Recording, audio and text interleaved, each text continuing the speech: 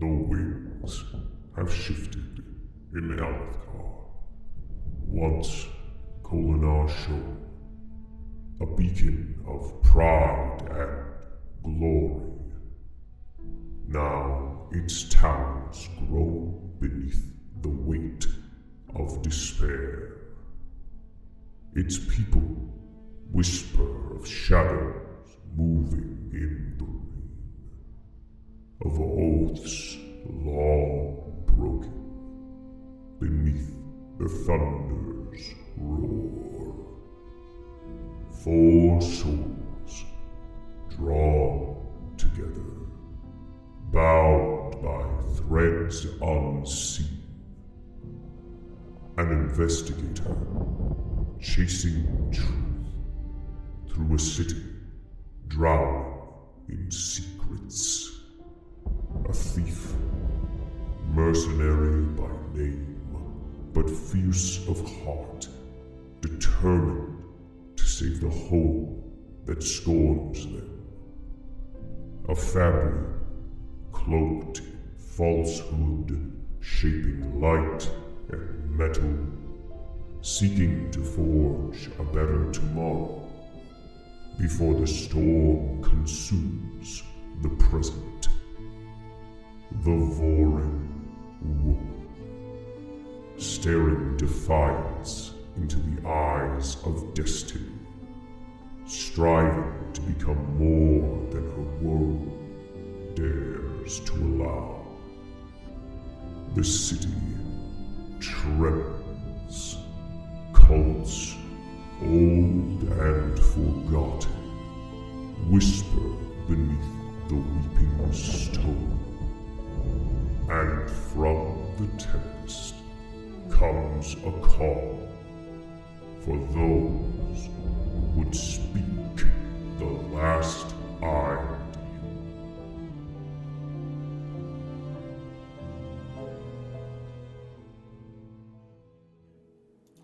Hello, everyone. It's us, Another World Tabletop, coming to you once again with our Cosmere RPG, TTRPG, actual play, The Last Ideal. Last time on Dragon Ball Z, last time on The Last Ideal, we were dealing with the aftermath of the heist at the Devotary of Insight. The group had successfully made off with the writings of Tanalat, a collection of what seems to be, in a weird timey-wimey kind of way, definitely before the last desolation at earliest and at latest, perhaps before the Recreants even. The book containing revelations about the death of honor, revelations about how to make Nihel bonds with Spren, and revelations on why certain things should be kept out of the hands of those who would abuse powers like that. Ways that you can learn and expand and mean the oaths that you speak in order to become a knight radiant. It is in really no uncertain terms a heretical tome, one that would be seen by the Ardents and anyone truly who was a good, faithful member of the Vorin religion as the highest of apostasy against the religion. And it made so much more sense that it was under such intense scrutiny rather than allowing it to get into the hands of other people.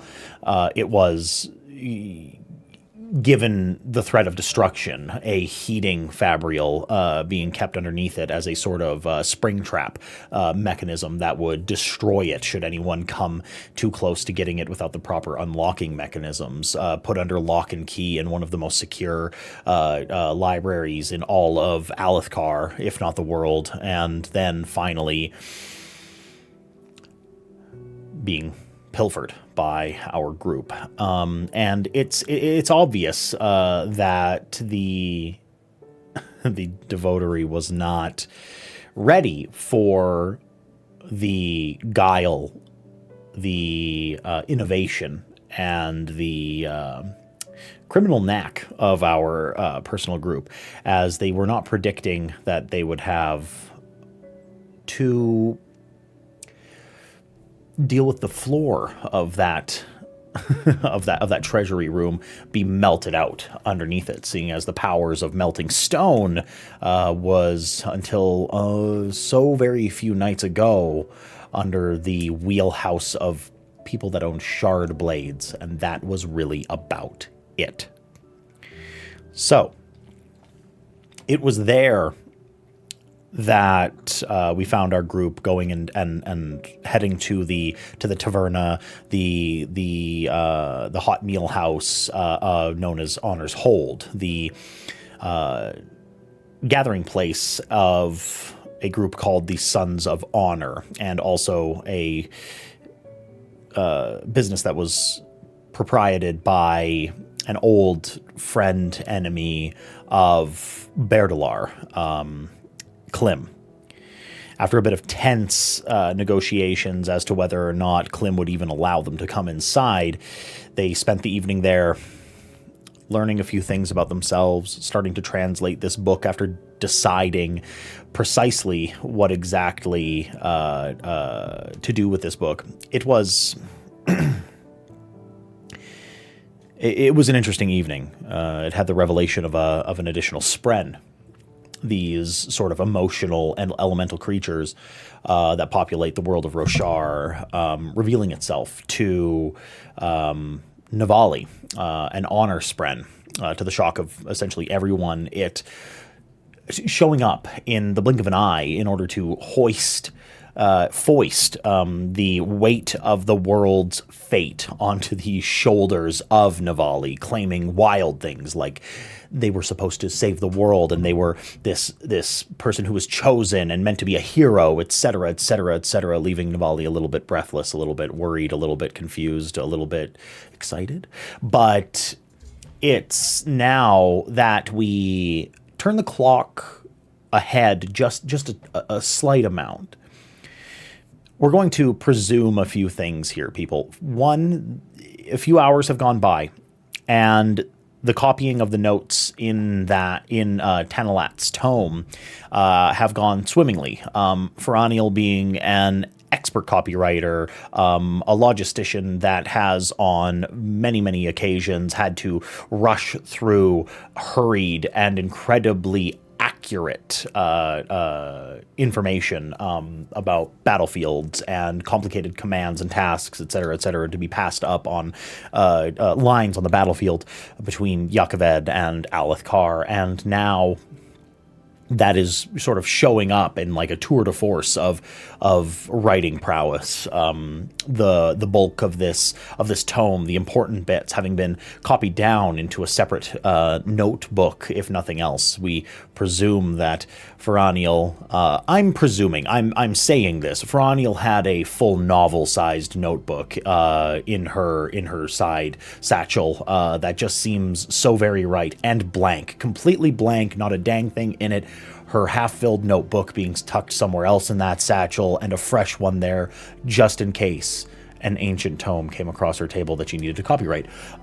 So we're going to move on from that occurrence, and we are going to say that the group has gone very briefly their separate ways to deal with some of the day-to-day tasks that have been left to the side to prepare themselves for the meeting with Tunavir, and to get a good night's sleep.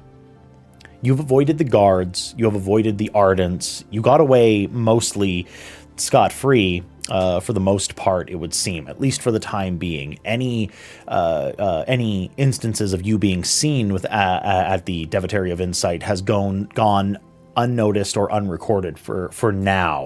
Some of the criminal elements of you understanding at a very sort of intrinsic level that these things take time. to get, criminal portraits made, to collect statements from those that were there, to grill the guards that were present as to why they failed so horrendously, and et cetera, et cetera. There's a timetable to all of these things, and it seems you have some.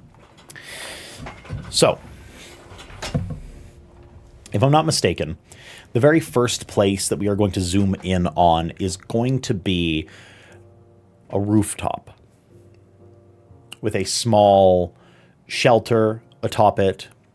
Not anything that was going to protect in a meaningful way from a high storm, but something that would protect you from the wind and the rain, and the elements in a less pronounced way. Something that would be for like the days after a high storm, the riddance, so to speak. It has a roof, some wooden shale bark slats that can be drawn closed for privacy or to block out the wind and the rain.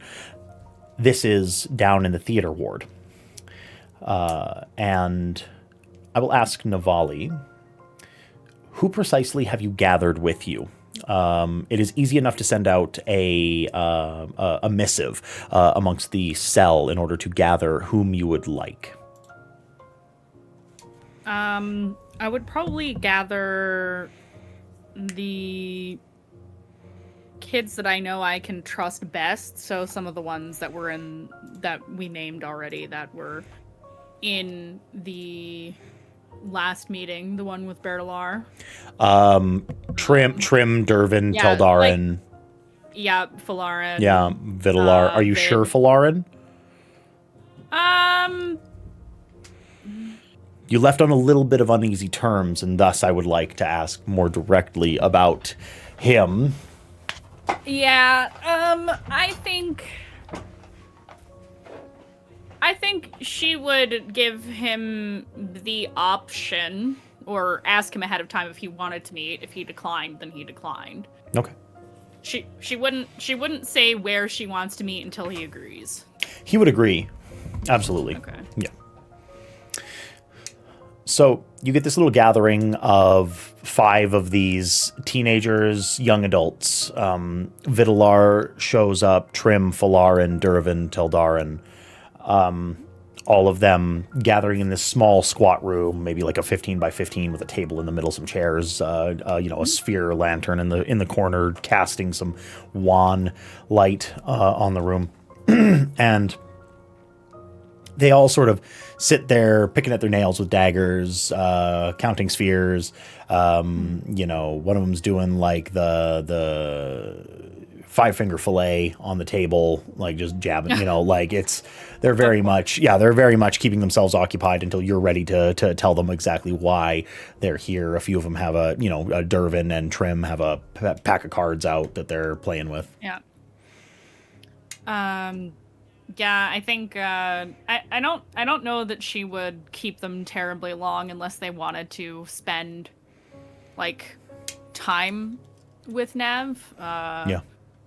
But she would, probably arrive. She might not be there right when they all gather. But she would arrive quickly and say, yeah, so this is really just more of a check-in. I just wanted to make sure everybody is doing okay with everything going on.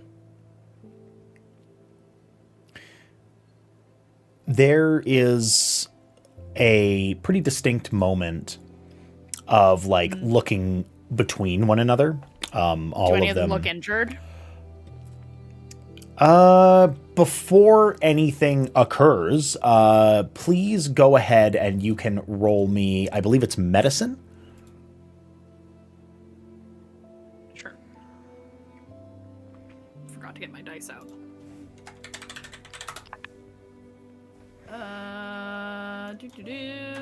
Yes, there is a medicine skill. Yes. 13 plus 2, 15. 13 plus 2, 15. Yep. So, you are no surgeon. You're not a doctor. No. You're not a nurse. You aren't any sort of real. You aren't a. Nope. You aren't a professional, but you have.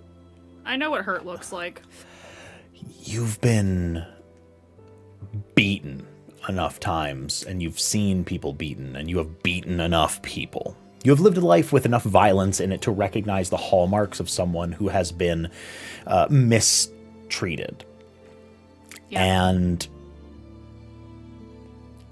you notice on the kids, Trim and Vidalar and Dervin, the younger ones, there are bruises upon the arms. Dervin has a black eye. And Falarin pulls his shirt up and shows that there is a knife gouge along a rib.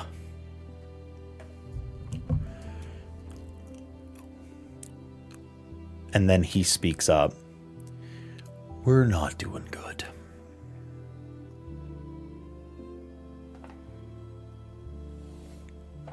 You cut out at the last part. We're not doing what? We're not doing good.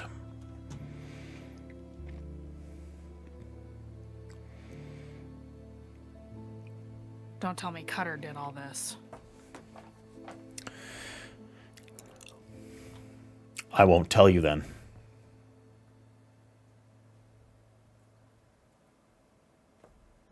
I think Nev's expression goes stony.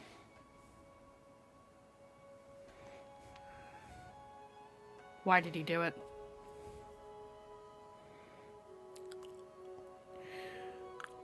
Did he have a reason? You see his face kind of go blank.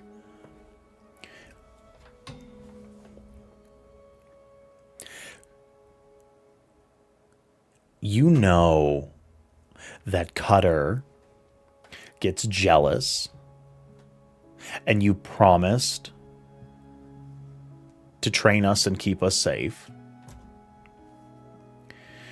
We all knew you were going out on this big, dangerous job, and so did he. And then he got news that you pulled it off. I'll let you do the math.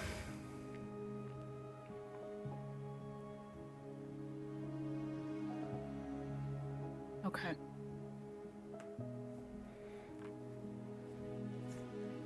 She just kind of nods a little bit, but you can see her hand is on her daggers. Not towards them, but just out of habit because she's angry.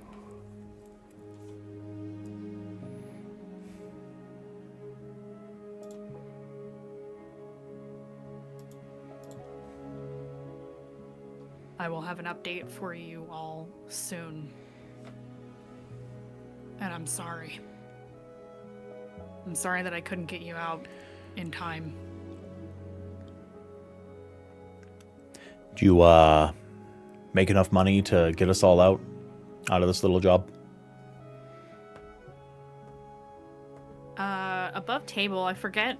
We weren't given a number. We were You told were it was 300 marks.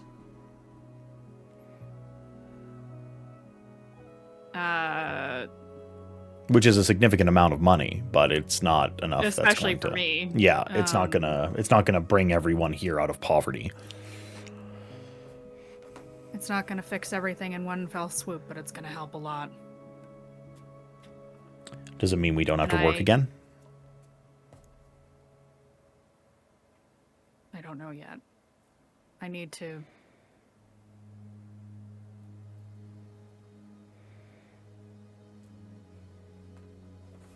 I'm gonna see about making a move sooner. For you all.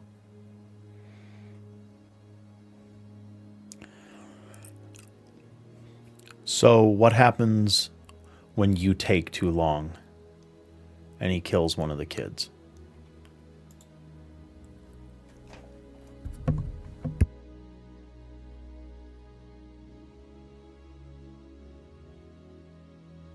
She shakes her head.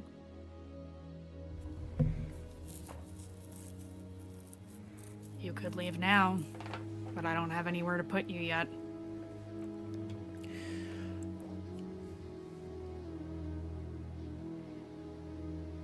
Cutter needs to go, but I'm not ready yet.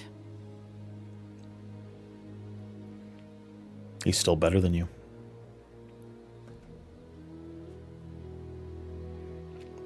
Or at least meaner.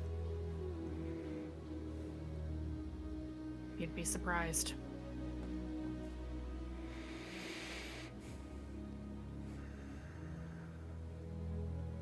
And I think Nev just feels this deep sense of regret, because for her, she was willing to be the one subjected to Cutter's violence because it meant he wasn't touching anyone else. And now that is no longer the case.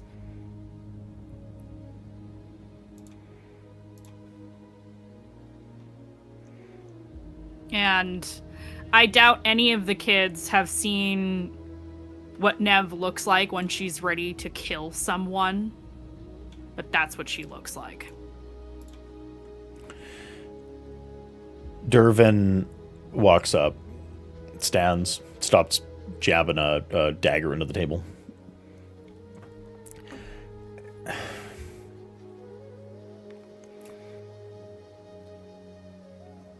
So why don't we just, like, he can't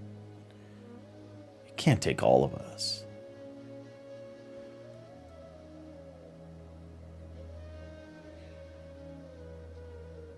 Don't. Who's his boss? Right?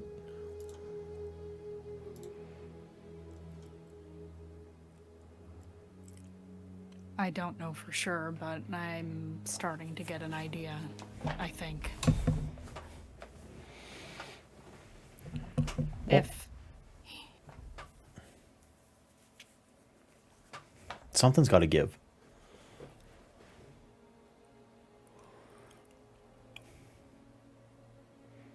If he gets in a bad way, come here, go to Berdalar's and keep watch. I'm sure if something came down to it, there are places you could hide in the city, and I would find you. What about that Dark Eyes lady that you hang out with? She's outside all this. Ferranio? Yeah. Nev thinks for a second, like, I think she lives in the barracks where the military is at. I doubt you all would be able to get in, but yeah, let me talk to them. I will have more answers very soon. What about the other guy? Alstrom? Yeah, he has like a house. I don't know. I would have to ask. If you show up to any of them and tell them that you are with me, I'm sure it would be fine if it came down to it, but I need to talk to them. I'm going to be talking to them very soon. Okay. I'm trying to get answers here. I didn't expect him to be so fucking childish about this. Storming childish about this. He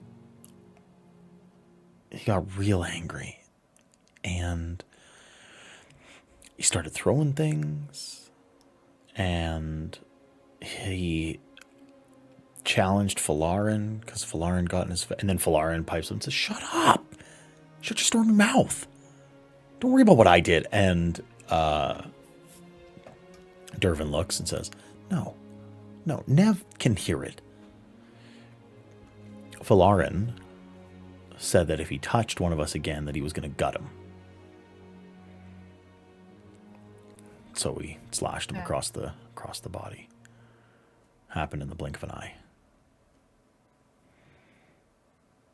He's fast. He's so fast.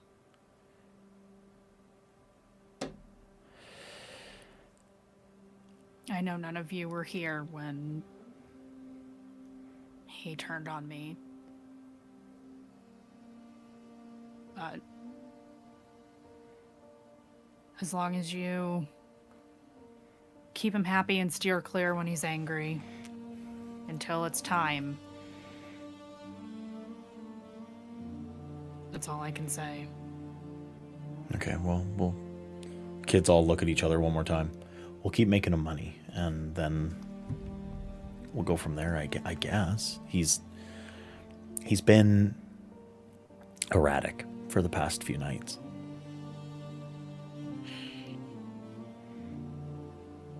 Heading out at weird hours. I think he's getting drop-offs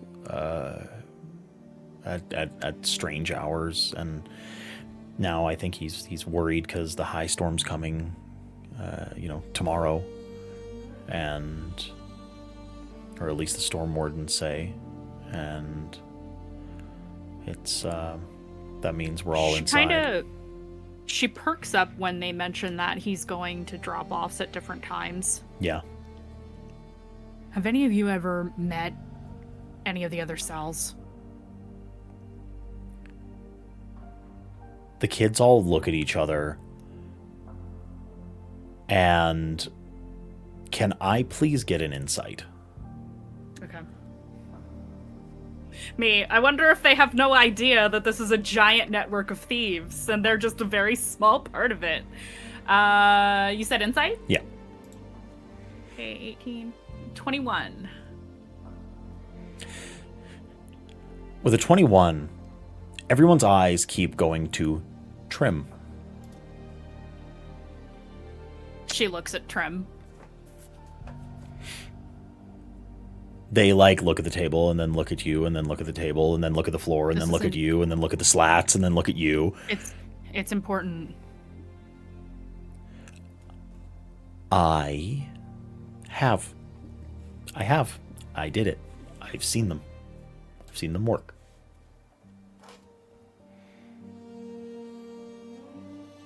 Do you have any names? Have you, actually met them? I haven't met them, but I know where the other Warren is. The other Warren? Okay. Theirs leads out of the city.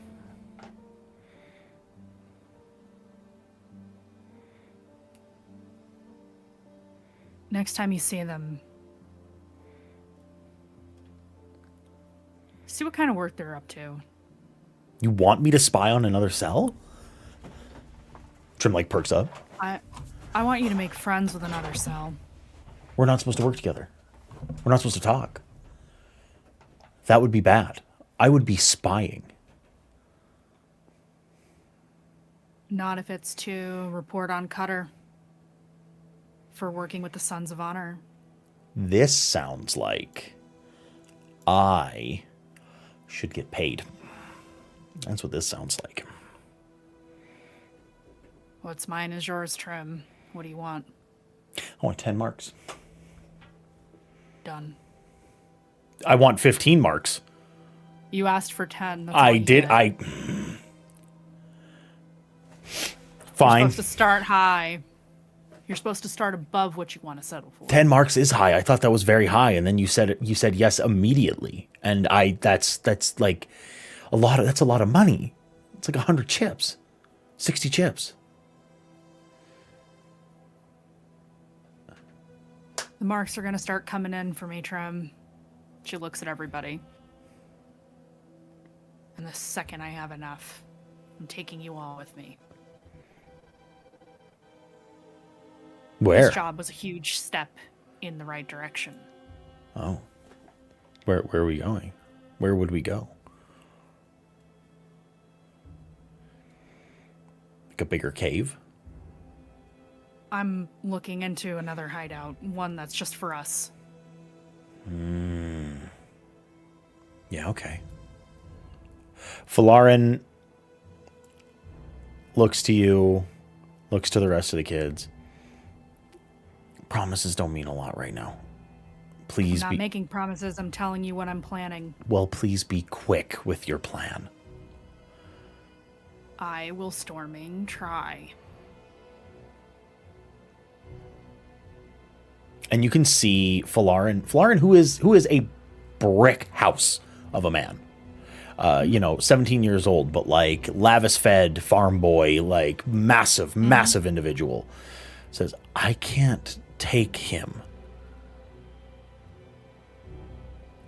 And I'm afraid that if I got lucky and did, there's someone worse behind him.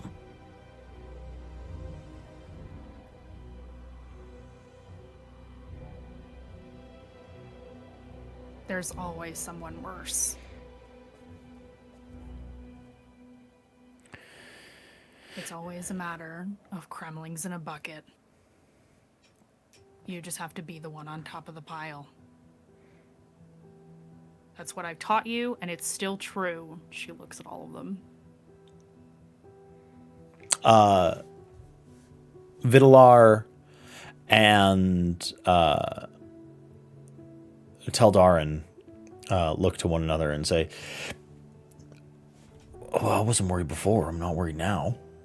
And Teldarin says, "Yeah, honestly, I mean, we're good." And they exchange this like secret handshake between one another, real quick. We're in it to win it. We love this. Good. We have loved this. I don't know about these pansies, these little barely clinging on rock buds that are in the rest of the cell, but we're with you, ride or die. She kind of chuckles a little bit, and she goes to Teldarin and kind of scrunches up his hair.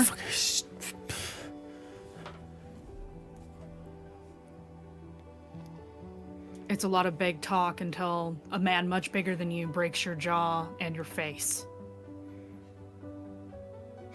Don't Teldarin act tough for my sake. dusts off, Survive. fixes his hair. I'd walk into a high storm just to feel the static on my jimmies. I think Nev loses it a little bit because he said that. Yeah. All right. Yeah. All right. Okay. She kind of grins a little bit. Something she only really does when she's around the kids. I mean it. I'm gonna do what I can to protect everyone and get you all out of this. Enough is enough. Yeah. Falarin says, "Listen, I know we've had a little bit of a rough go lately, but if you get us through this, and you come through with all these things that you've said, not promised, but said, I'm with you. I am." She'll nod. Good. The kids start to sort of like look to one another, and then they look to you. Can we go? Yeah. Teldarin's like, "Yeah, I got money to make." Was anybody else wounded? Yeah, but not as bad as us. He knows that we're yours, right? Of course he knows. Bastard. Yeah. Be safe. Do what you gotta do. And drop in on the others if things get dire. If you mention me, I'll make it worth your while later. Teldarin and Vidalar look to one another, and they're like, "We might just go and drop in on Berdalar anyway." You should drop in on Bear. Yeah. Yeah. Don't tell him I'll make it worth his while. He owes me. Does he? a storming pain in my ass, I'll tell you that. Yeah, well, what's yours is ours, and that means if he owes you something, then he owes us something. So we're gonna go. Exactly. I'm gonna go make his life hell for a minute. Tell him I said hi. Yeah, and then the kids all, through different executions of like parkour, free running, throwing a rope over the side, they sort of like vacate this place like very expeditiously. When they leave, Yeah. Nev's just gonna look around to the empty room like, are you here? You see a little blue Or do you only man show up when you wanna- appear I was- instantly on the table, tapping, arms folded, tapping his foot on the table, about like 10 inches tall. You know, if you're gonna have an attitude every time we see each other, maybe I don't want this. You don't have a choice. And frankly, you have an attitude all the time, so you're really one to talk. This is just how I am. What was your name again? Jezzael? Jezzael. Jezzael. Jez. Nev. Exactly. Was that so hard? What? You liked that. I could Liked see what? that you liked that.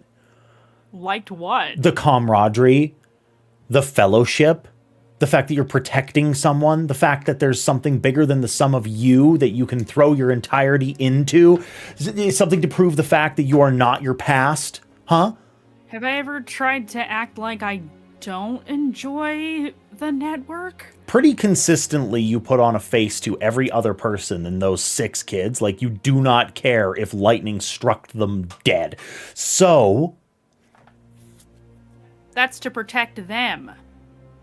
So the only people that matter in this world are those 6 kids? No, I would take all of them with me if I could. Why can't you? I need storming spheres. I can't just do this for nothing. I can't feed them on honor. Can't feed them on good feelings and camaraderie. Well,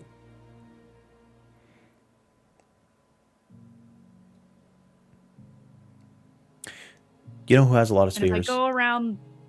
Who? Cutter.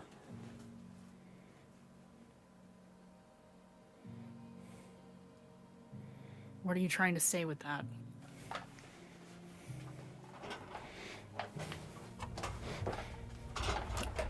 Because if you're thinking what I'm thinking, you're right. He needs to die. I didn't say that. I didn't say that. If I steal from Cutter, I might as well kill him. Because it will send him to kill me. Well, an instigation that leads to you having to defend yourself is a little bit different than wanton murder and knives in the back, isn't it? Why don't you challenge him? Why don't you have a little bit of a backbone and go and put him in his place instead of this subterfuge and these taciturn, woeful looking out on the horizon like the next day isn't going to come, huh?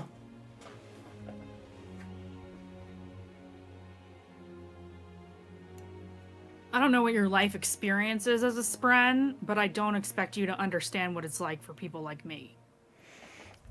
People like us. You're right. I wouldn't know anything about the only people in my life betraying me and ripping my soul out, leaving me destitute and spiraling through the Cosmere. I wouldn't know anything about that. I wouldn't know about... Yet? And I'm clearly lying. That was sarcasm. I know more about loss than you ever will. Little... You... How long have you been following me around?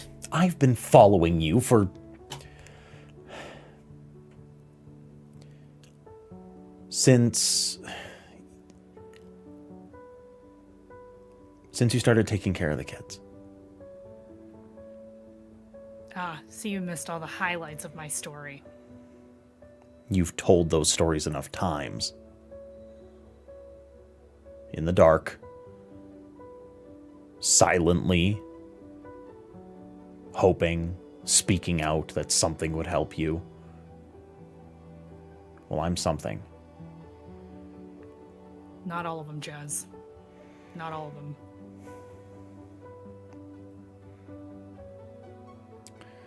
You're gonna stand there and be high and mighty about how I should grow backbone and challenge man to a duel who is surely more skilled than I am.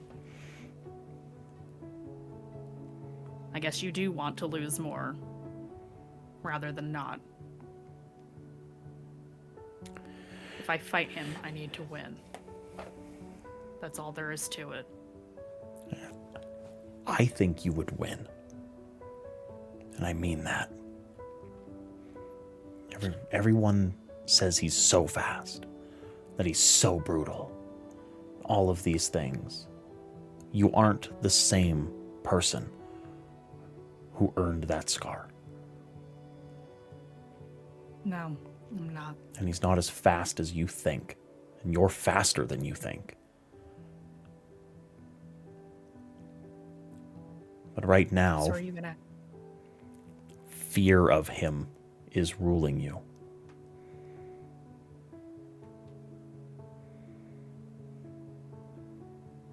There's too much at stake. So what are you gonna do about it? You gonna help me like Wave helps Alstrom? He like tenses up for a minute. Wave is a filthy little Kremling who can't be trusted as far as you can throw a chul. So no, I will not helping you like Wave's Wave does. personality. All right. Yeah, let's be super granular about it, I guess. Granulation matters. Damnation Nev is is just like, damnation is in the details, Navali. All right? Okay. Yeah, details are important. You are absolutely correct. Why do I feel like that was sarcastic? See, even when I'm being sincere, you think I'm being an asshole. That's great. Love that. Well, I don't think you're an asshole. I just think you are a good actor. So are you going to help me or not? Yes, of course I'm going to help you. I'm going to help you. All right. You're going to be... I have put into... You need to speak so the I need words. to say, yeah. Well, I know what they are, but I get the feeling that just saying what's in that book isn't going to make things work, is it? A lot of the sass and a lot of the sarcasm and the self-righteousness sort of like flow out of him. No, it will not work like that. They need to be accepted, and you need to mean them. But knowing them is truly an incredible first step. You are being given an opportunity that no one has had in many, many years, especially with a head start like those writings of Tanalat. It's daunting, but I want to help you, and the reason why I'm being the way I am is because it's frustrating to see a hero act like what they do doesn't matter. You think I'm a hero?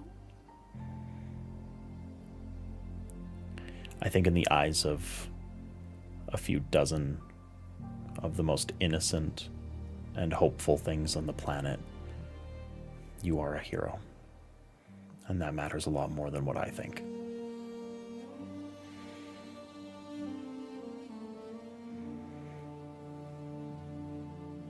Nev suddenly doesn't have anything quippy to say. Yeah. Yeah, I guess so.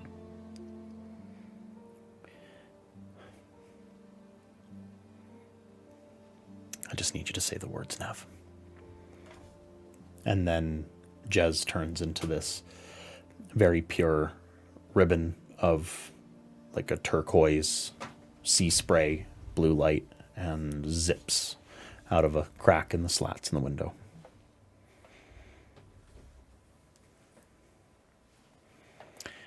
I feel like we can zoom out from Nev there. Oh, yeah. So, we are going to zoom out. It's very late at night that Alstrom returns to his and Alshir's shop. And it is there that Alshir is waiting for Alstrom. Alstrom, you walk in through the door, and inside, sitting at the table with a glass of violet wine, quite strong, and a bowl of assorted rockbud fruits. Sitting there, looking at a notebook, is your sister, Alshir.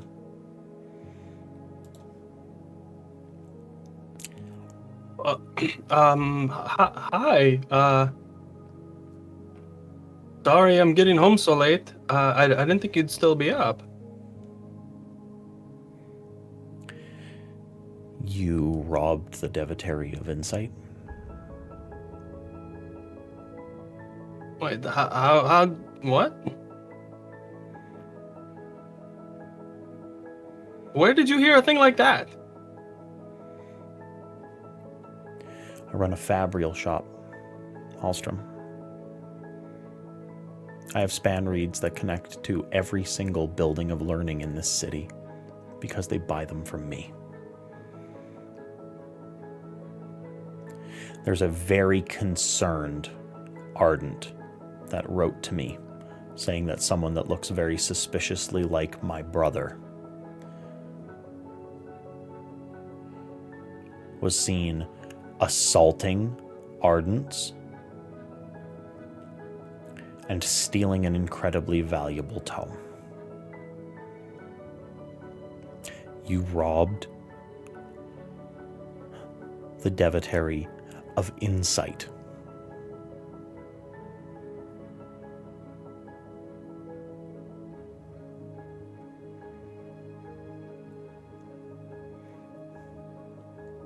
No. Mm-mm. Can I get a deception? Can I please get a deception? Yeah.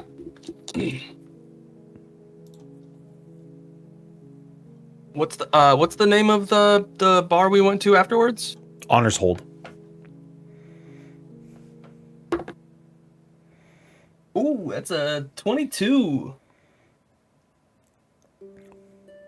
No, I met up with Bear at Honors Hold. We got a couple of drinks.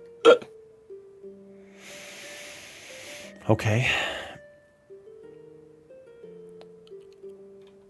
Then why did I receive this?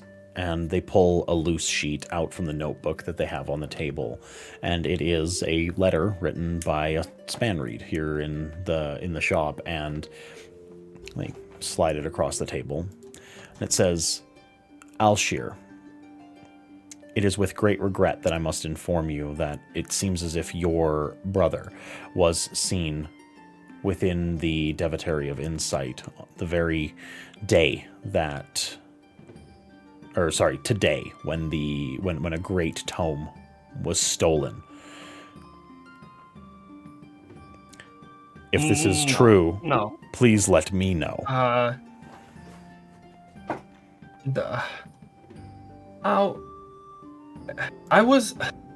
Bear and I were having some... Hold on. We're having some drinks. I think Have you not? No, that's somebody was maybe trying to dress up as me. We're not the only Thalens here. There's plenty. Or like some sort of trick or illusion. Somebody is trying to get us. What has been going on, Alstrom? You started hanging out with Berdalar. And now suddenly you're coming home very late. You're working on strange fabrials. I'm trying to help people. I'm trying to help us, trying to bring new things into the world that haven't been seen before, haven't been seen in hundreds of years. She takes a long pull on the wine glass.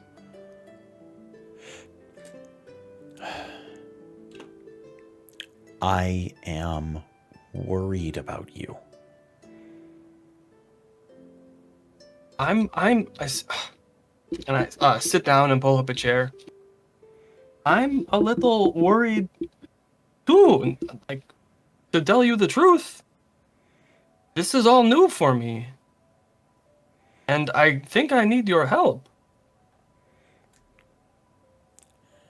Then talk to me. I'm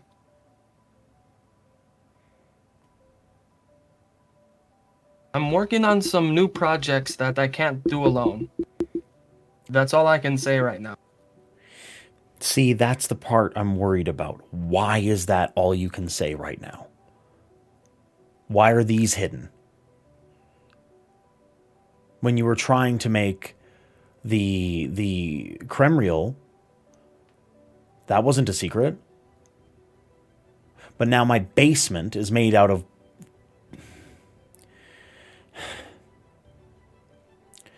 Now you're talking to spirits. You're speaking to Spren. You are gone all hours of the night, and I receive span-read missives saying that you were seen at the site of a heist. Come on, do I look like I would be a person who would do a heist? Come on. High Prince... I would trip over the eyebrows. What would I do? I can't lie to anybody. The guards, I would just say hello to them right away. Alshir jabs you in the pectoral with like a long, pointy finger. Listen. The world's greatest liars convince everyone that they are terrible liars.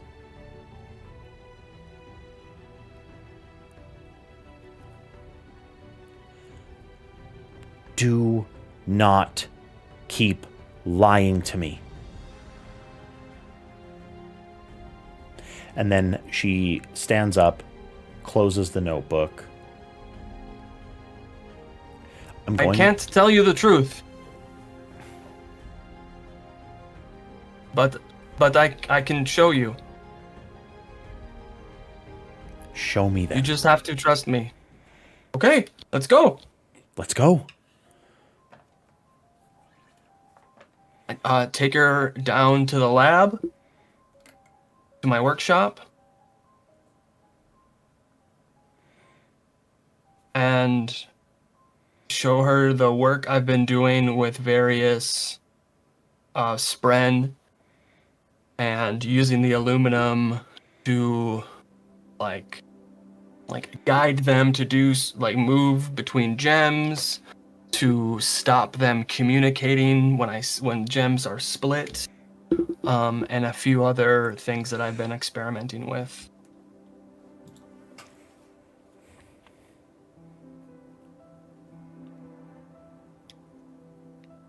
What kind of fabrials have you made?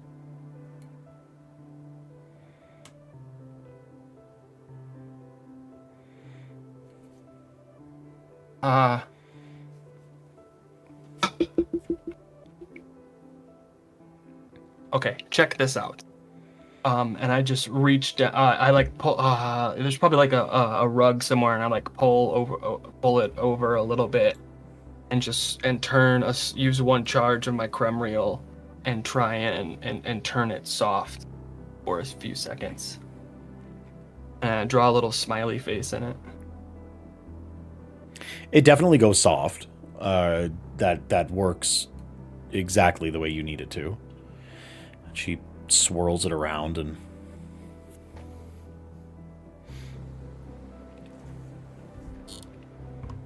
so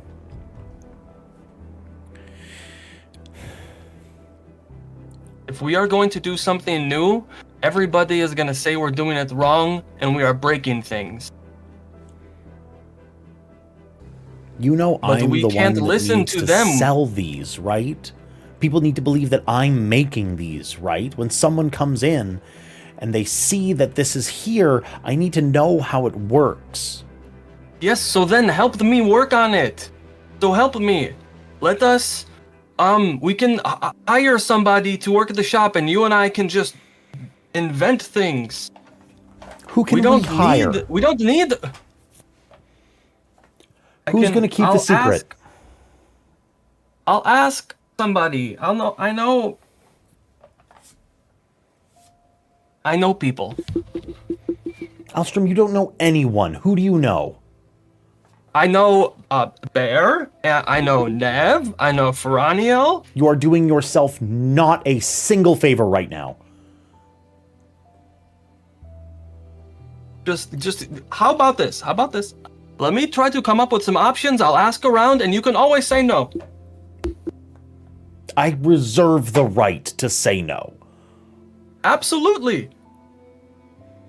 Okay. And this is amazing.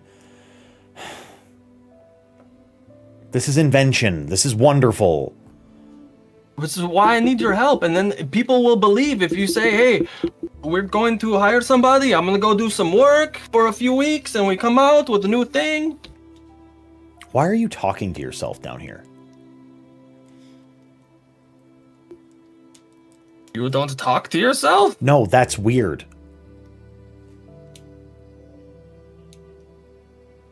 It helps that I don't, like, block the thoughts. It helps me just keep the thoughts moving to new directions if I just, like, move them. Alstrom, I have known you your entire life, and you are a very much certified little freak, but never have you started speaking to yourself in the laboratory for no reason. I will not believe that for one moment. What is going on? Is there somewhere down there? You have to do things you've never done. Do you have a girl down here? Is that what this is? You would wish. I'd love. I mean, wait, no, that was weird. Hold on. I would love a niece or nephew. Absolutely. However, if you're sneaking in, I so very much need you to not. I do not need some little light eyes strumpet coming down here in awe of our aluminum basement. Okay?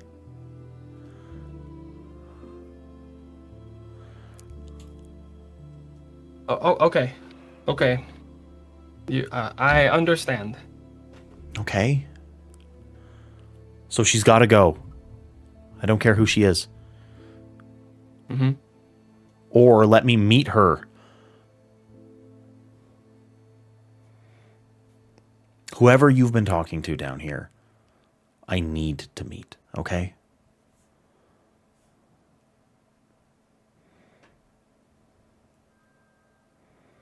Okay. Okay.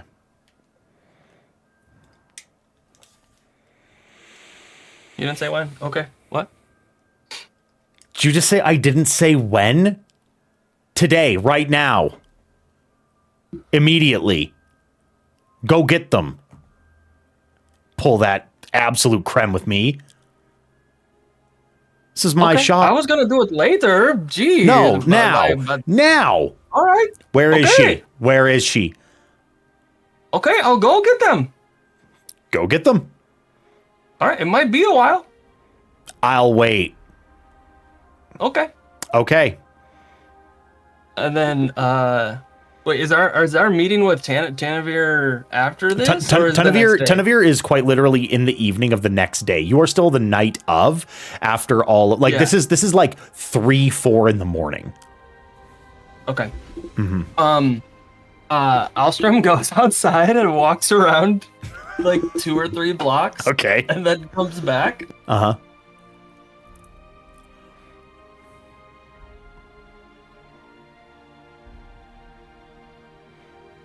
Oh no. On the walk, he starts talking to Wave. Okay, Wave. I'm gonna introduce you to my sister, and you got to be cool about it, okay? She's going to freak out, and I need you to be cool. What does that mean? Just be yourself, but be nice. Like, you don't need to be. My temperature is usually ambient to the atmosphere. Not warm I guess or just cool. don't do anything that you would consider funny at a later date. All right. Okay. All right. So we're gonna go down. We're gonna go meet Alshir. We're gonna introduce you to her, and then everything's gonna be a-okay, and everything's gonna be peachy. It's gonna be great. A-okay. And it's gonna go so well. So well. Swell. Oh, you think that's where that word comes from? Never thought of that. Okay. Yeah, I go downstairs, back to the shop. Alshir's waiting, arms crossed, sitting at the table, some chapbook in front of her, reading in the sphere light. So, Reds and blues dancing. Alshir, I have somebody, somebody would like to meet you. I like hold out my arm and like set it on the table, and like Wave moves from like my back, my chest, and down my arm and onto the table. You've known Alshir for a very, very long time. She is your sister. She is the person you have spent the most time with in this life. You run a business with her, and you've come to this land at the behest of her with the insistence that Fabrials are the future, and this was the home and the place where you will make your mark on the history of the world. The ambitions were raging through you both when that decision was made, and you feel that she is one of the most staunch and unswayable individuals on the entire planet, and all of those things completely leave your mind as your sister's eyes go white, her skin goes pale, and she hits the table, then the floor. Is she bleeding? Is she okay? Might have a bump on the head, went down pretty soft, just fainted. Hard. Okay, water and a fan. Wave is like, be cool, not cool, not cool. No, so not well, unswell. Grab something soft and like put it under Alshir's head, and I go grab some water and I try to like wake her up. And maybe if I need to do a medicine check or something. Give me a medicine, like, please. Yes, I would do that. Yeah, absolutely. Oh my god. Okay. 16. A 16. Proper application of cool water, nice cloth, a few moments, and a bit of gentle talking and prodding of the, you're like palpating her cheeks and trying to like wake her through very gentle means. Her eyes flutter open. Monster. Table. It's made out of geometry. No, Geometry monsters. Wait, no, monster. No. What are you talking about? Hallstrom? Yeah. I was dreaming. You... Here, have some Have water. She takes the glass of water, drinks it, and then her eyes go wide as dinner plates as Wave rushes up and goes onto her hand and begins to, like, gently pulse. There. Be cool. Be cool. Alshir, this is Wave. It's on me. This is Alshir. It's on top of me. It's on my hand. Get it off my hand. Hold on. Wave, can you get off, please? Next time, ask for consent. It's moving. And then Okay? Wave shuffles off of Alshir's hand. Alshir scrambles back and puts her back up against the wall. Alstrom, what in damnation is that thing? It's just a spren. Like, look, you got spren or shock spren right there around you, like that. It's little just, triangles just bursting, a few fear spren bubbling on the table, a few anger spren boiling like blood at her feet. What do you mean it's a spren? No. The little candle fellas are spren. The little motes of light are wind spren. Yes. Passion spren when you're in the arms of a lover. That's a tangle of geometry and is a monster. Well, like, just because it's not a spren you've seen before doesn't mean that it doesn't exist. That's just kind of rude. I'm rude. You said you wanted to meet whoever it was. I thought those were your words. You said whoever it was. You are being so literal right now, and it is the worst. I thought it was some buxom tavern maiden, or perhaps some light-eyed woman looking for a clandestine meeting with an inventor, a heretic. I thought that it was going to be salacious like that. I didn't think that you were committing heresy yourself by speaking to little pieces of infinity. I was speaking to pieces of God heresy. Please explain.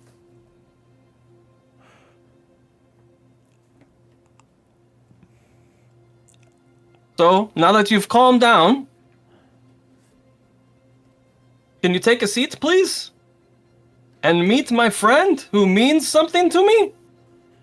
Alshir gets up and slumps down into the chair at the table. Yeah. Okay, so I've been acting weird, right? And you just acted weird too. I feel like that was a pretty normal reaction. From me. So maybe what I've been doing has actually been acting kind of normal, huh? Are you gaslighting me?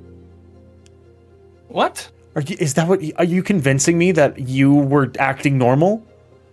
Because that wasn't no, normal. I was trying to just fine. Ugh, whatever. What do you Your experiments turned our basement into metal, Alstrom.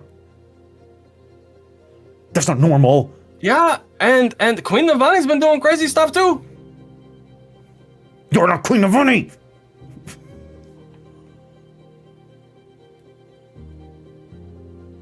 What does that have to do with anything? So she did it doesn't mean someone else can't? My brother isn't supposed to do these things. You were supposed to make span reeds and be good at making little creme things. Well, why does your definition have to be true about everything? You say certain things can't exist, yet they do. You say I can't do things, yet I did. I would like you to make a persuasion, please.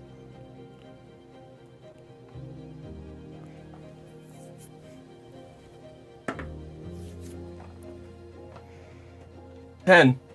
10. I just wanted to stay and invent things and have a simple life, and this is... You have to understand how far away from that this is right now. I think we might be closer than we've ever been.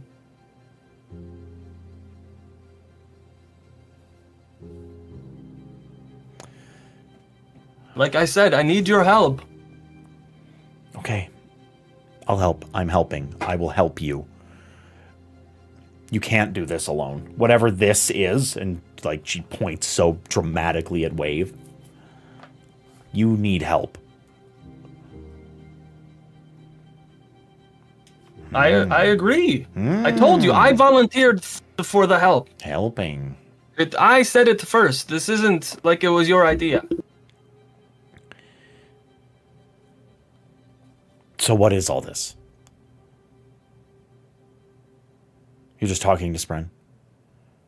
That's all this is? Yeah. They talk now? Wave is hundreds of years old. Wave has knowledge beyond what we can fathom. That is how I've been able... They've been one of my... I am fathomless. See? Alshir looks to Wave. I've had enough out of you. You quit talking, you little turd. Hey. What? He has not done anything wrong to you. Okay, maybe he touched you without consent, but I told him. He understands now. But, like, that's no way to talk to somebody.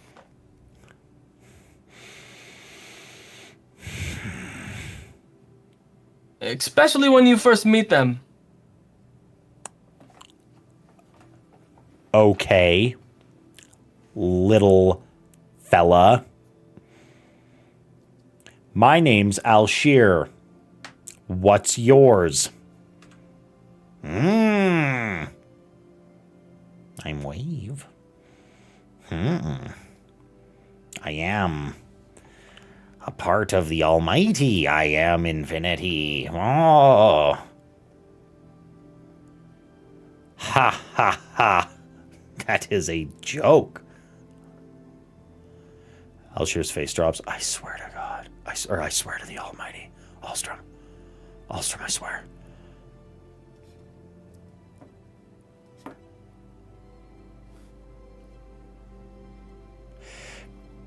I think I gotta sleep on this. So he's got a bit of a personality.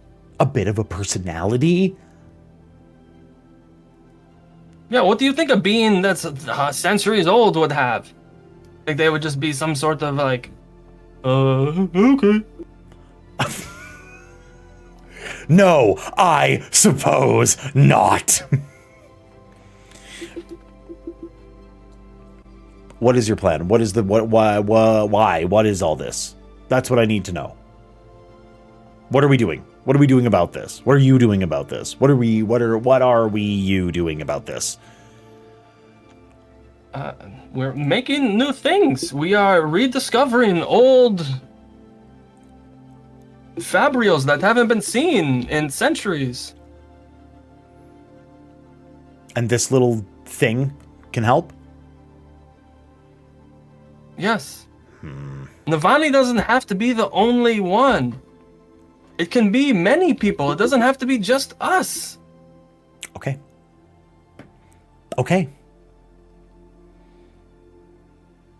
I want you to admit something to me. Maybe. This is crazy.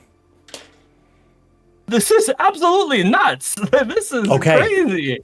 Yeah. Okay. You're being very blasé about all of it. Well, you're my sister. If I can't talk to you, who can I talk to? I had to pry this out of you, Alstrom.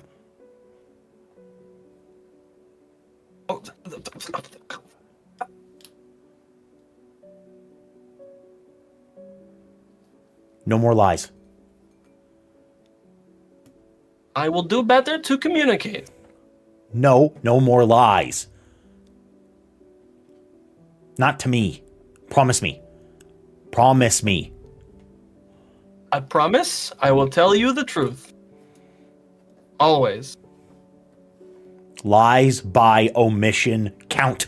Alstrom. Okay, I will not. I will tell you the truth and I will not lie. That's better. Did you rob the Devotary of Insight?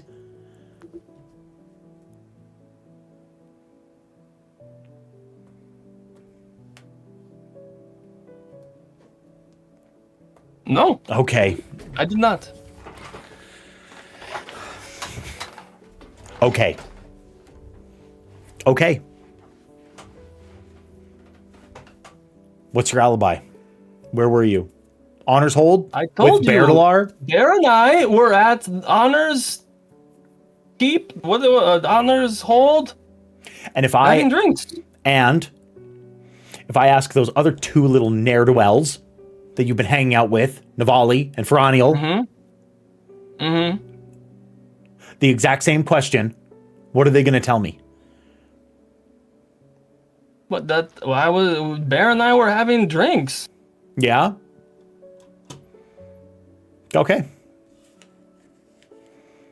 We'll see. We'll see.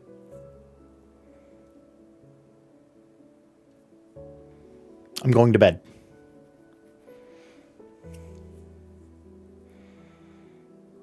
Good night. You too. Yeah, I'm making waffles in the morning. Well, don't rob any Ardens for the batter. And then she walks upstairs and What the? heads to bed.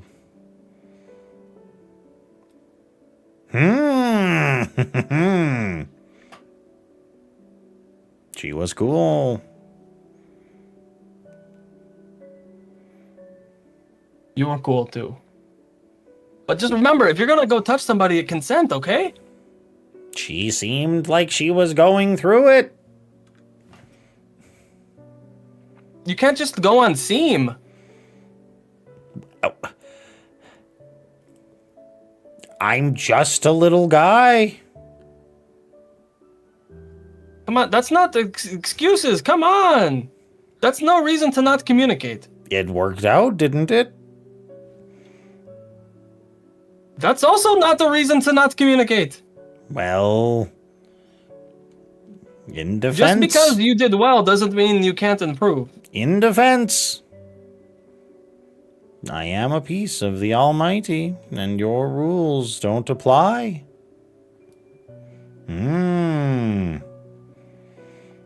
I'm basically a god. Okay, I'll take it now just because I'm tired and I need to go to bed. But no, but fine.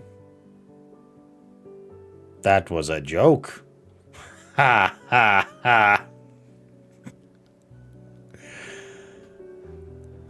You know, if you have to tell someone it's a joke, it makes it not really a joke, right?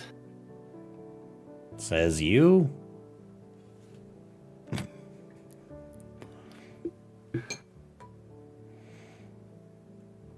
Go to sleep. You are just a little guy. I will watch you the whole time.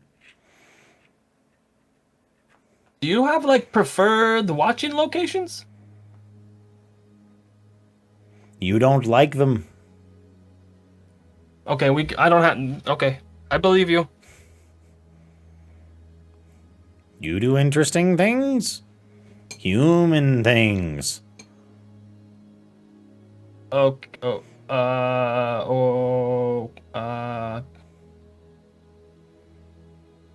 Yeah. Where does the boob go?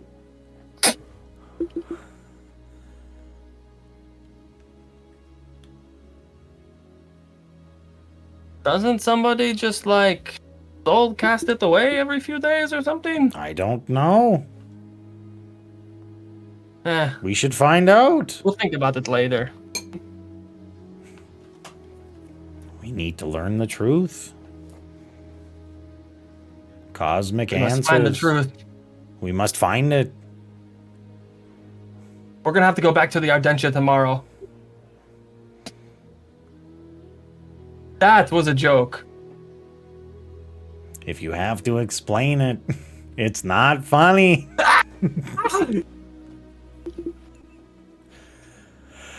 I feel like we can zoom out from Alstrom and wave there.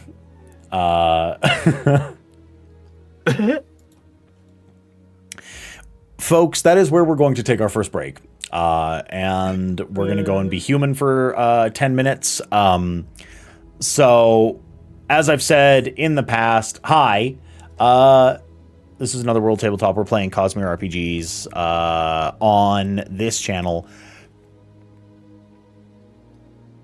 go tell your mom, your dad, your sister, your brother, your local congressperson, your garbage collector, your retail employees. Go tell your postal delivery person. Go tell your Amazon driver. Go tell your cab driver. Go tell your Uber driver. Go tell your. I want to know if you've told your DoorDash. vet. Tell your DoorDash driver.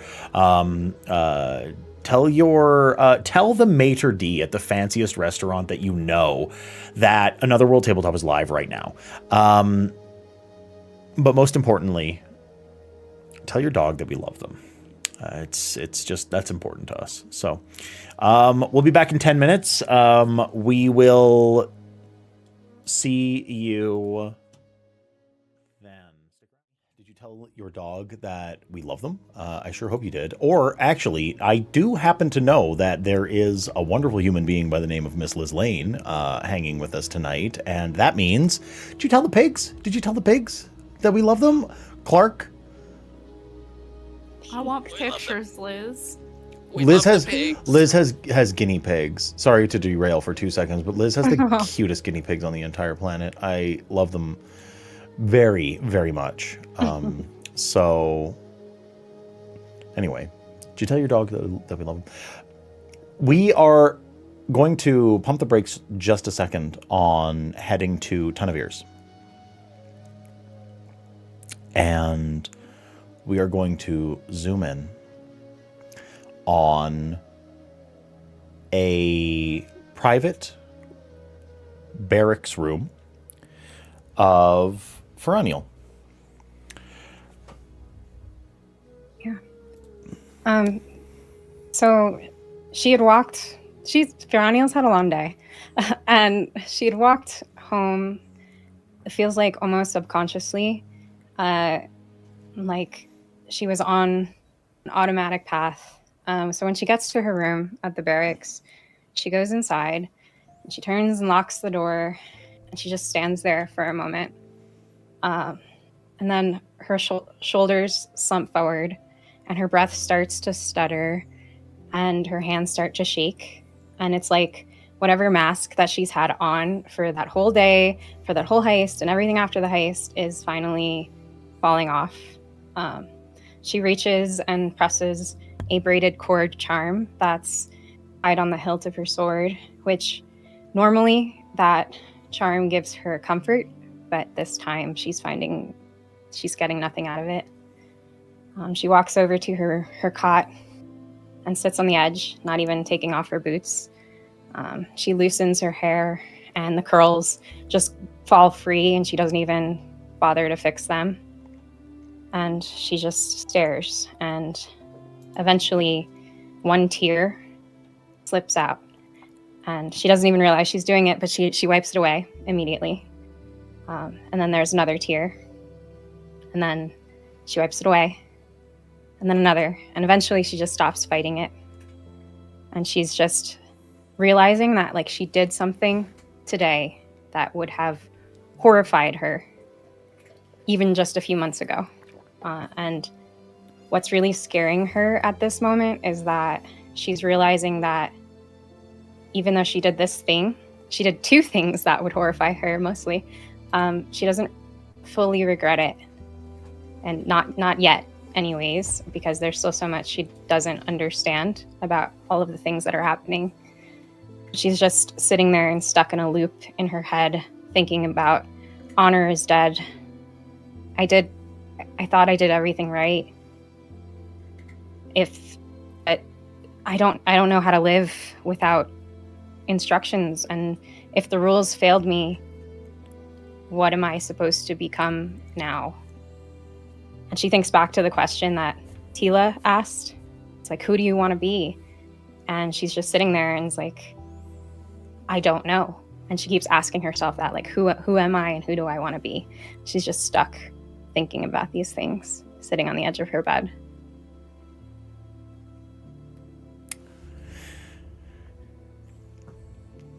As you sit in the quiet, the usual comforting noises of hobnailed boots and sharpening weapons, terse orders, all of that kind of fades away in the moment into this noise in your own head, this cyclical, spiraling thought.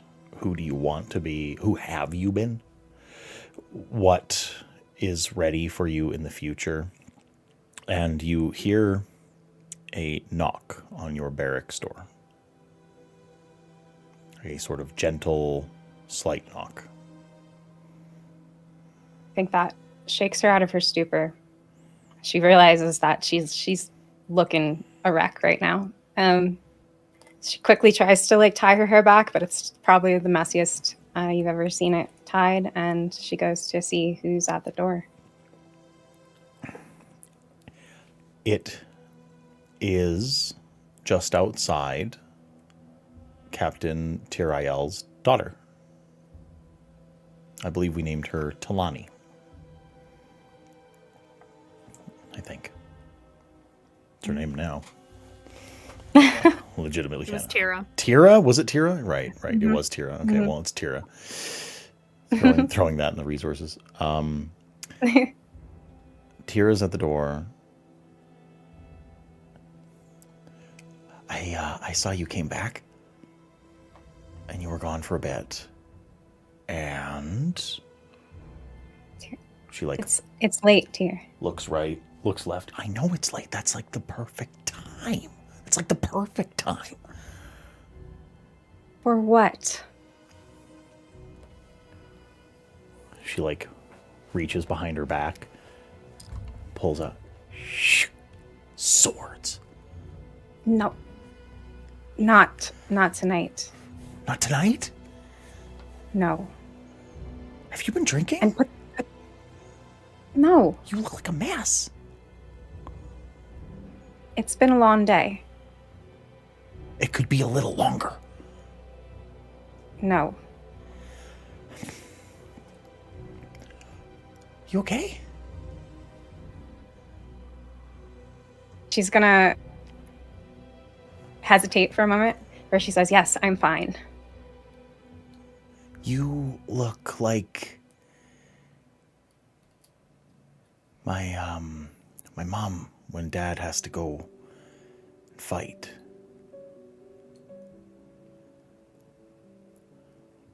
Really sad. You don't know what's going on. Are you sure you're okay? There's dangerous things happening. Well, yeah, that's why swords. That's why Not tonight. Tira. I'm sorry. Tira looks to the left and looks to the right. Can I come in? Does your father know where you are right now? She gets this shit-eating grin. Dad's not even around. And Mom is at some social function at the palace. Can you read me a story? I'm lonely and bored. And it's late. And I wanted to sword fight, and I saw it. I saw you come back. I was on the barracks roof. At the second she asks, "Can you read me a story?" you see Fira soften slightly. I can tell you a story. I don't think I have any storybooks with me, but it'll be a short one, and then you have to promise that you're going to go home and not pull that out anymore. Here, at least. I promise. Just gonna let her in then. She comes inside and she throws her sword onto a chair, and she throws herself onto the bed, and she's waiting there, kicking her feet, dangling off of the bedside, and she's like, "I want a story about knights and princesses, and I'm the knight, and I'm saving a princess."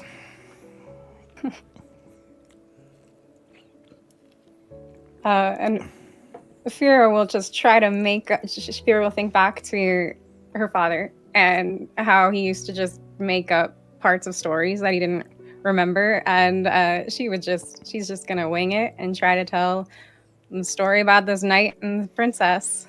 probably doesn't really make that much sense, but tries to add dramatic moments. She's rapt. There is not a single moment that she is deviating from your eye line. She's giggling and kicking her feet, and you put her name in it, and she's just having the time of her life.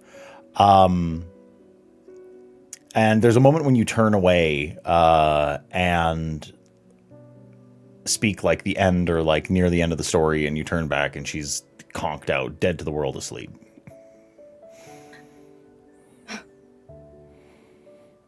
I'm gonna try and wake her.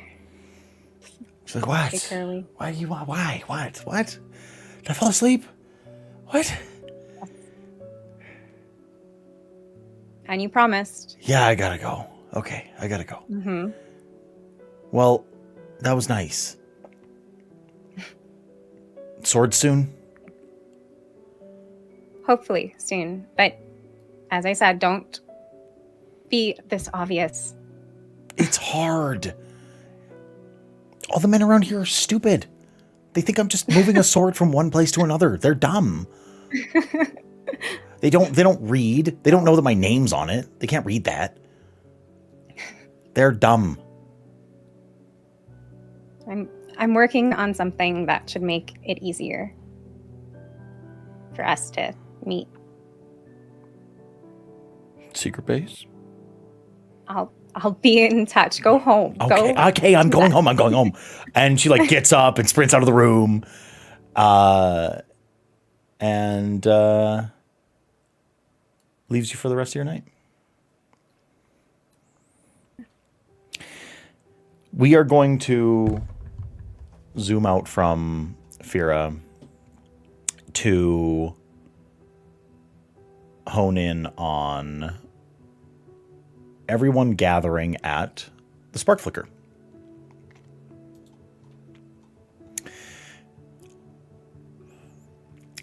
It's around dusk. Everyone has had time to rest. Mechanically speaking, you will you can absolutely give yourself all your focus and HP back if you've lost any. And you sit in the basement of the Spark Flicker, a round of chowder wraps and spicy curries and lavish grain, some glazed fruit, all are laid out on the table by the proprietress. And you see that it's been cleared out for you. And it's about an hour before you should be going to Ton of Ears.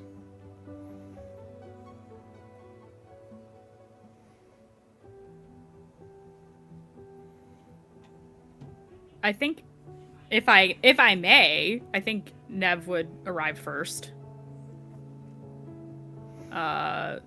Because I want to talk to the proprietor.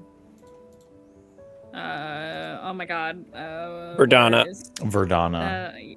Verdana. Yep. Yes. I made jokes about the font. Right. Oh no. My graphic design brain turned on. Yes, I'd like to talk to her, if I may, very quickly. She turns over to her two servers, Sanskrit and Papyrus, and Papyrus, a baller name, just saying. it is, yeah. She says, "You go in the back, and you talk to Wingdings, and you tell them." Sorry, fonts. So no, she absolutely looks to you. What is it? This is a weird request. Do you know anyone who might have some extra space for some street urchins I found?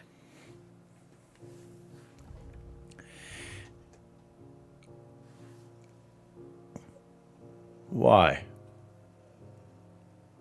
Little Hairdows is kinder to orphans than other districts.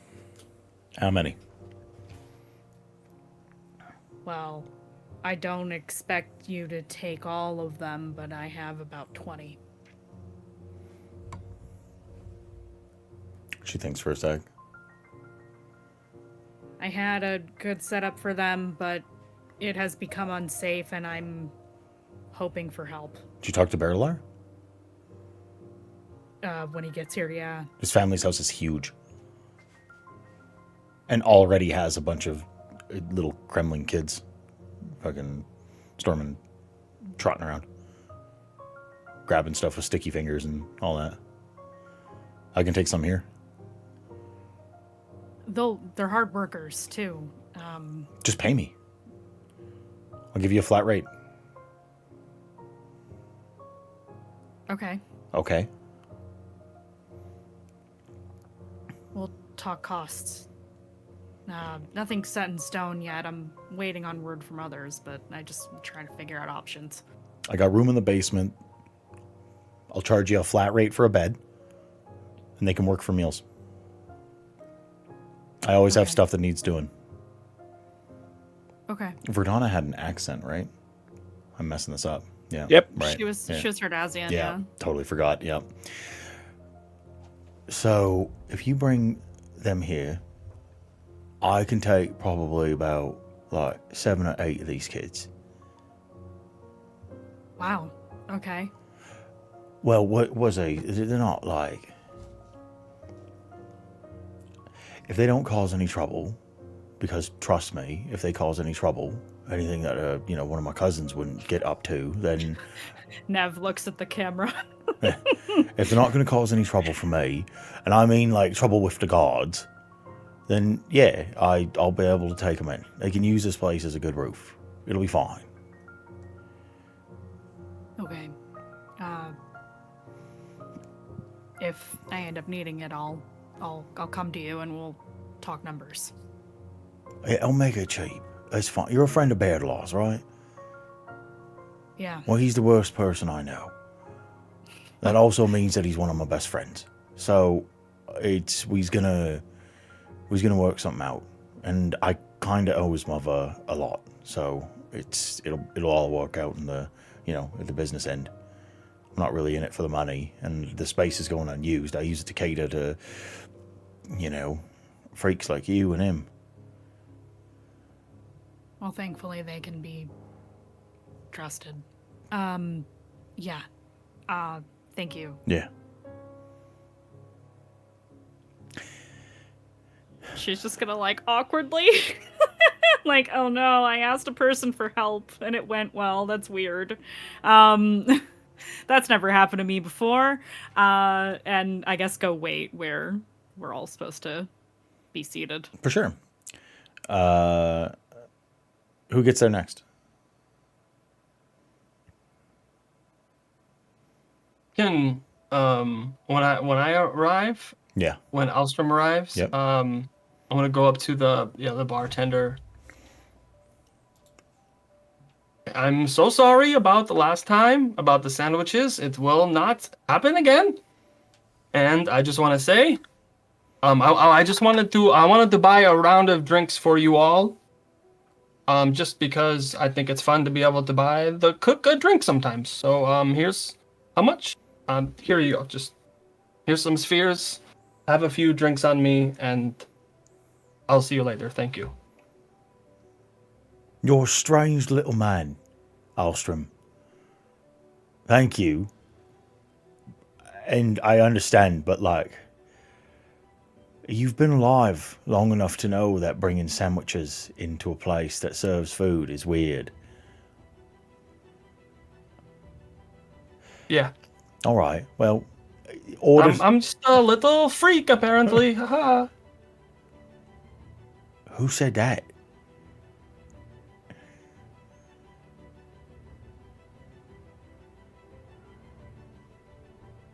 It's a little thing going around. I'm testing it.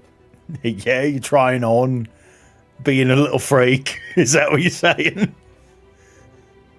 You're just trying that one on. Yes. That's exactly what I am saying, yes. Yeah, all right, Ostrom. That's fine. All right, you little freak. They're downstairs waiting for you. Yeah. Okay.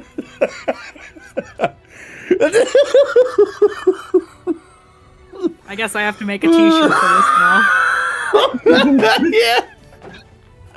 Okay.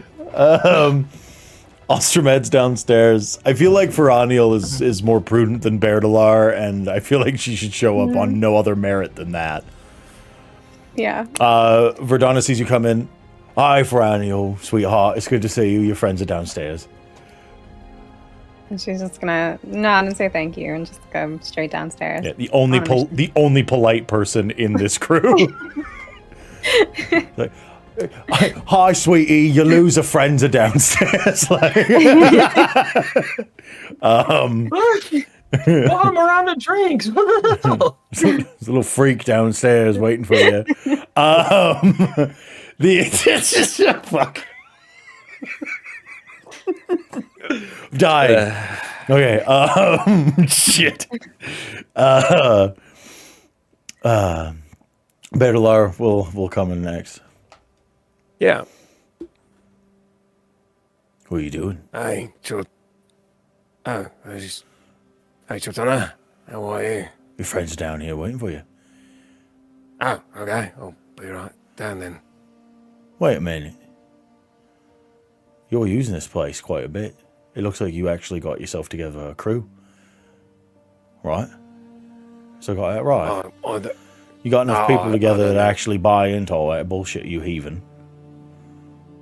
I don't know what you're talking about. I think you know exactly what I'm talking about. I don't. What are we talking about? You work alone, Berdalar. Have for years. I mean, yeah, no, sometimes you need to work with people who know how to do work, and so you work with them.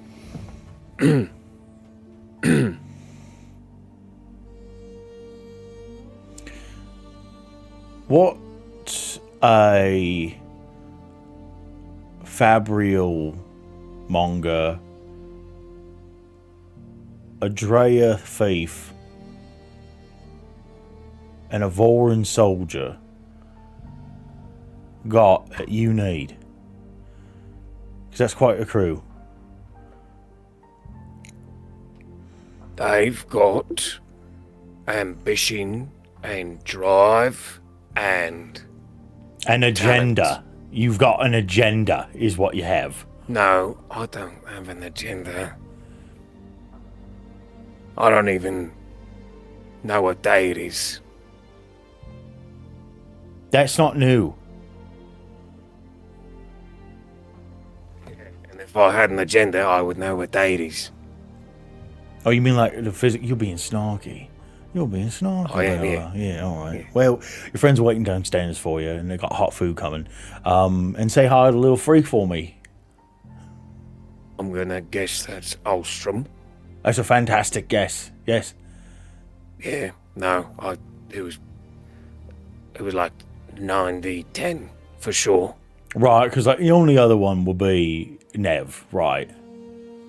No, actually, I was gonna think the other one, but like it's like Feraniel. a weird. Feraniel's No, it's like a sweet. weird in joke. Oh, no, it's like, a weird, it's you're a not- she's freak, not- but like you're not really a freak. We just say it. No, yeah, you're the least of a freak. Yeah, like you're the so least yeah, freak. It's like a sarcastic, Yeah. like an ironic. It's like when you call a little guy, jumbo, or a big guy tiny. Yeah. Or Yeah. Berdalar, like smartest man in the room. I don't think I get that one. Ah, I got you, you smart fella. I got a real question though before you head out. Yours mother and your sister was here just last night, and they was looking for you. They said that a big old wumba sort of went down somewhere else in the city. They didn't give too many details, but they was trying to make sure that you were safe, so they was looking around for you. So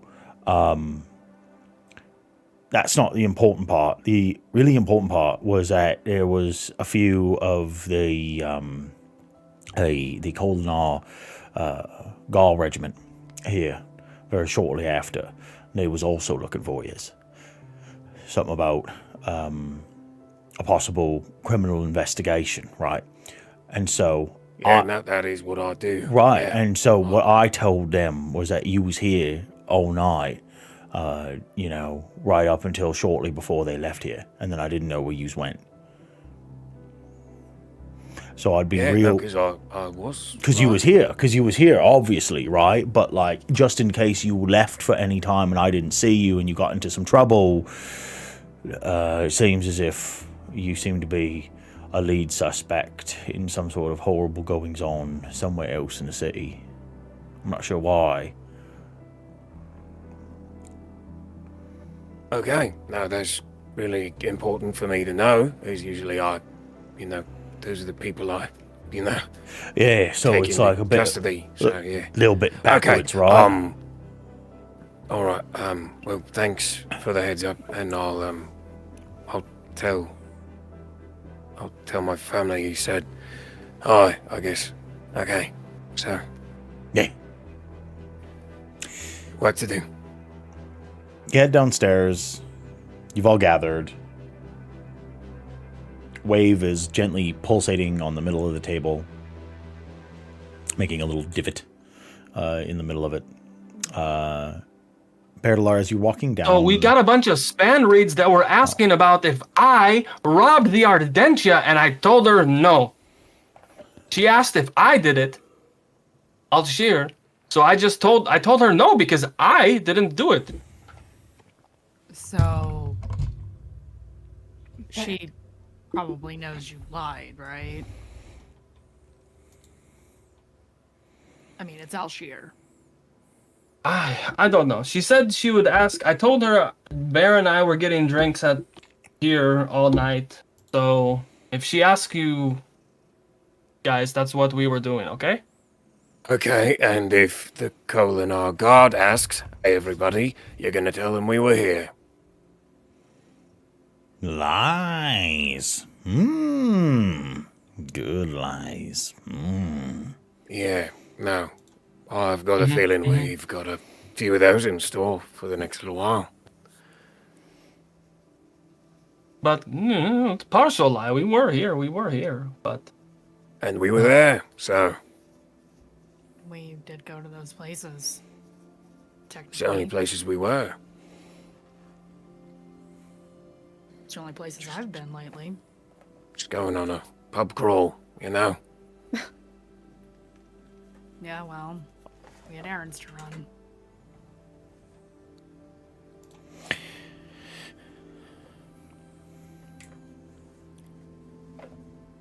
So I'm just going to assume everybody can read through the subtext right now and know that we are absolutely up a creek full of creme with no paddle and...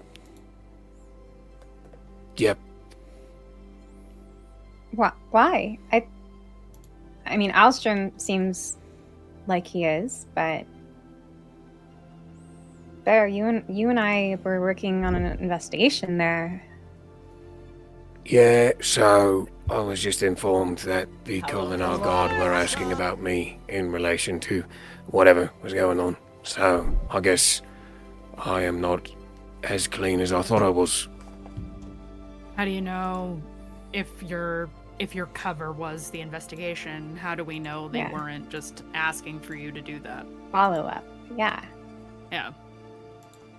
You two are probably fine. I mean, I guess we'll find out, won't we? Being at the Ardentia on that day isn't a crime. There were a lot of people there. Could have been anyone. So... Yeah. Just remember that if any of you get questioned again. There were a lot of people there. Or you weren't there. Or you were conducting your investigation. Oh, no, I am a professional truth teller. Yeah, I'm aware. I'm a little worried about Fira, but you know, what are we gonna do? Nev just looks at Alstrom. What? You're not a very good liar.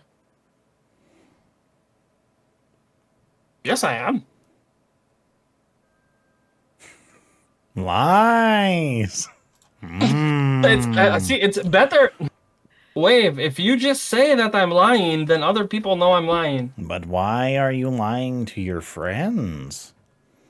I thought you were a bad liar before I met Wave, technically, so... I need a cup, because if I... Sometimes it's easier to believe in yourself when others also believe in you.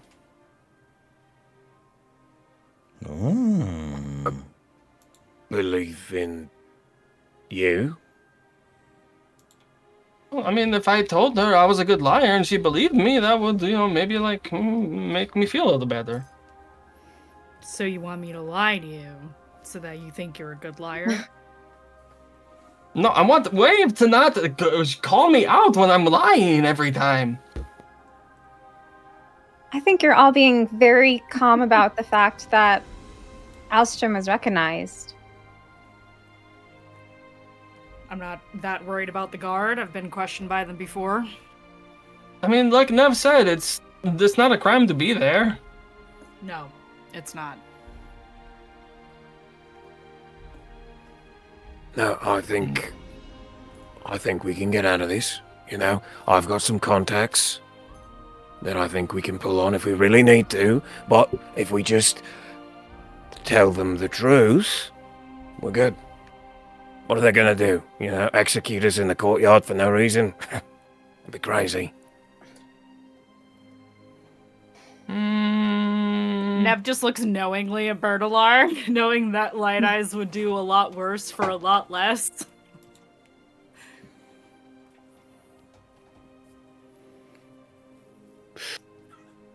I'm not taking this seriously, Fira. It is very serious, but if we get all upset and twisted up in knots about it, that makes us look guilty. I mean, And as far as I'm concerned, I didn't do anything. And I certainly didn't do anything wrong. and The sooner we get rid of this book, the Yeah. better. we need to get rid of that. We're very guilty still having that on us. And Fironial, I just want to let you know that when you live in a constant state of chaos, eventually you get used to it, and then it's when things are calm that feels weird and dangerous. So, yeah. That's probably, at least that's why I'm so comfortable. Nev is just nodding along as Bear is speaking, like, yes, I know exactly what this is. Sarah just puts her head in her hands.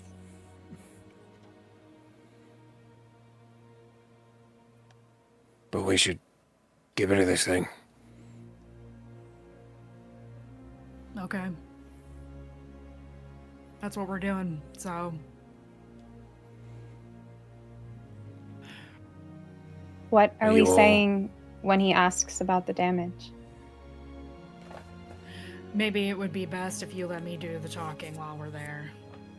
I wasn't there for the damage, so I don't know.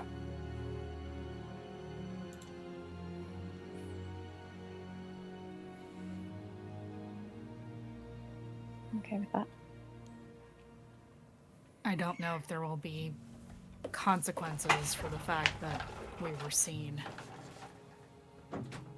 So be prepared for anything.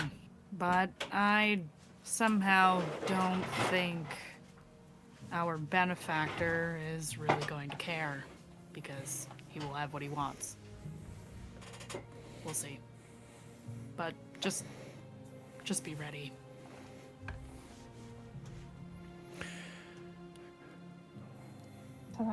Still don't understand why he wants it, and I feel like I would be more prepared if I just understood why. I get Don't the worry. sense he knows a lot more about it than we do right now. I have every intention to figure out why he wants this book.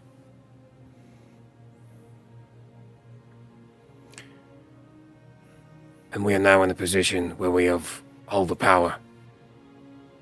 We have the book. he wants it, we can push. But we don't want to push too far. Yeah.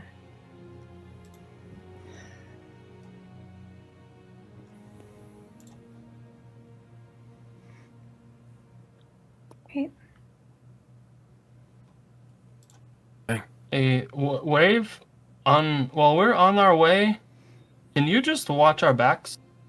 Make sure nobody's following us? Easily.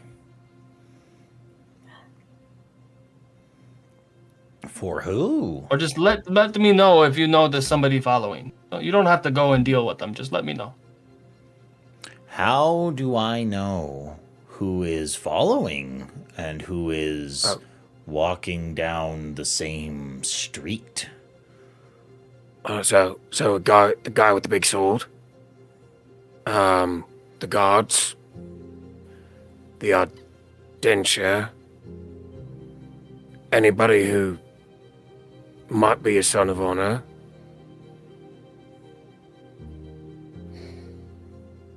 I don't know how you tell them. They might just look a little... Nev, you know how to spot people that are following you. Yeah. People who look like us but aren't us, Wave. Sneaky.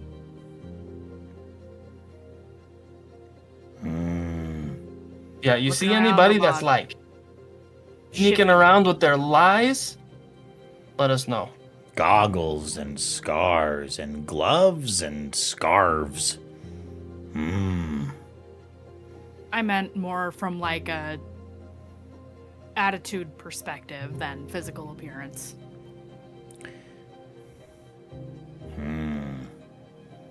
Interesting. Actually, speaking of scarves, I think you should all cover your faces, myself included, but I can just do that. I planned on it. Do you Casually. have an extra scarf I can use? Yeah, I do. Bertalar pulls off one of his like 8 scarves. Me too. Yeah, okay, and do not make fun of the way they smell. Scarves. Oh, this is a cool argyle. Nice. Nev has a cloak, so she's just like, amateurs.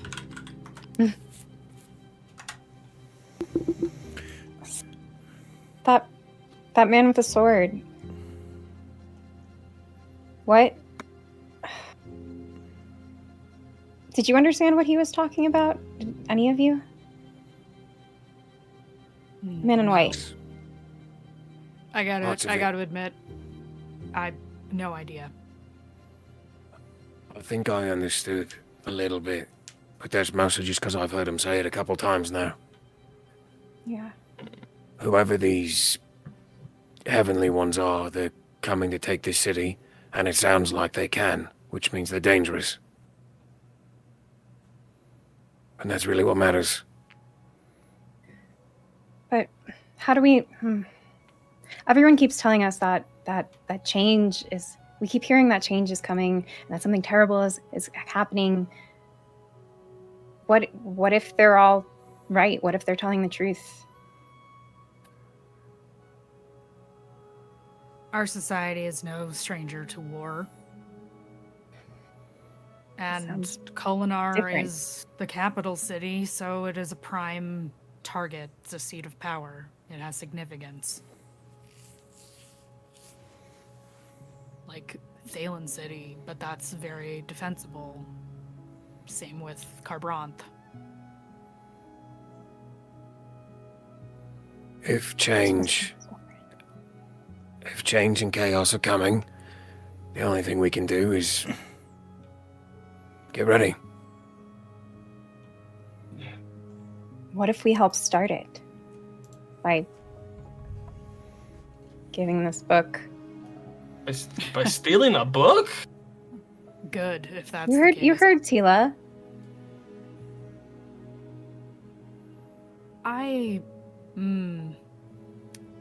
I'm failing to understand why you're seeing that as a bad thing. I don't trust the man we're going to see right now. So, I don't trust the king either.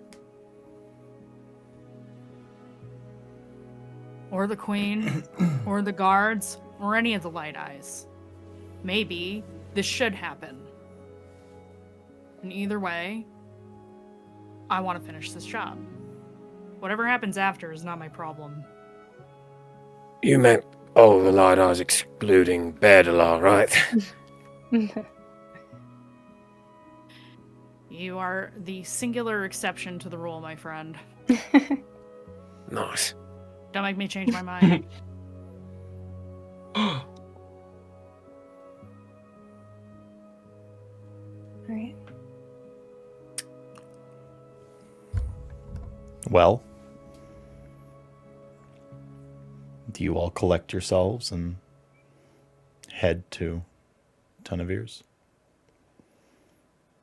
Yeah, Nev pulls the hair back, pulls up the turtleneck over the face, and has like a cloak on. I don't think we should all travel together. Definitely not. And Nev moves ahead of the rest of you. No, you gotta take one of these two. You gotta pick one.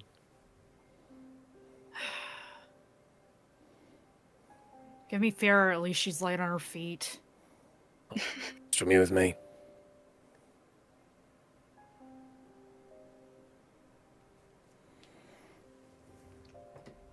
All right.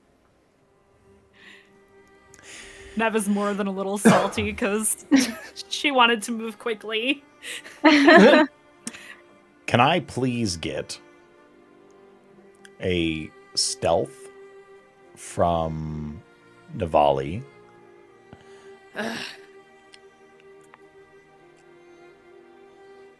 16. A 16. Okay. And seeing as now, I'm sorry, just for clarity, Nev was traveling with which? I'm sorry? Fira. With Fira, and it was Berdalar and Alstrom. So, seeing as Alstrom does not have a sneaky bone in his body, and Berdalar does, I think I'm going to ask for a perception from Berdalar and Alstrom each. Cool. Also, I think the way Bear is going to try and stealth through the streets for this one is just moving through crowds of people where they can get lost in, as opposed to sticking to shadows and stuff. Yeah, no, for sure. Yeah, for 4. Got a nat 1. 4 and a For a nat total of 1. 6. Okay. Oh, hey Bear, hold on. We gotta stop here really quick. Come on, we're gonna get some snacks on the way for everybody. It's gonna be. Oh, they got these mixed nuts with the cinnamon and sugar. Come on. Be really quick. I'm nice, and I do like nuts. Okay. You both stop for a very quick little snack, and as you're standing at the stall, it isn't Berdalar that gets approached by anyone, but there is a set of Kholinar guards that seems to have completely gotten the jump on the pair of you, walking up very silently, very cautiously, and they're maybe a couple of arm lengths away.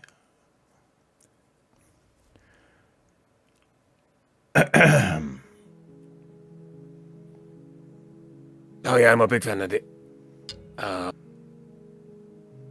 Berdalar. Hello.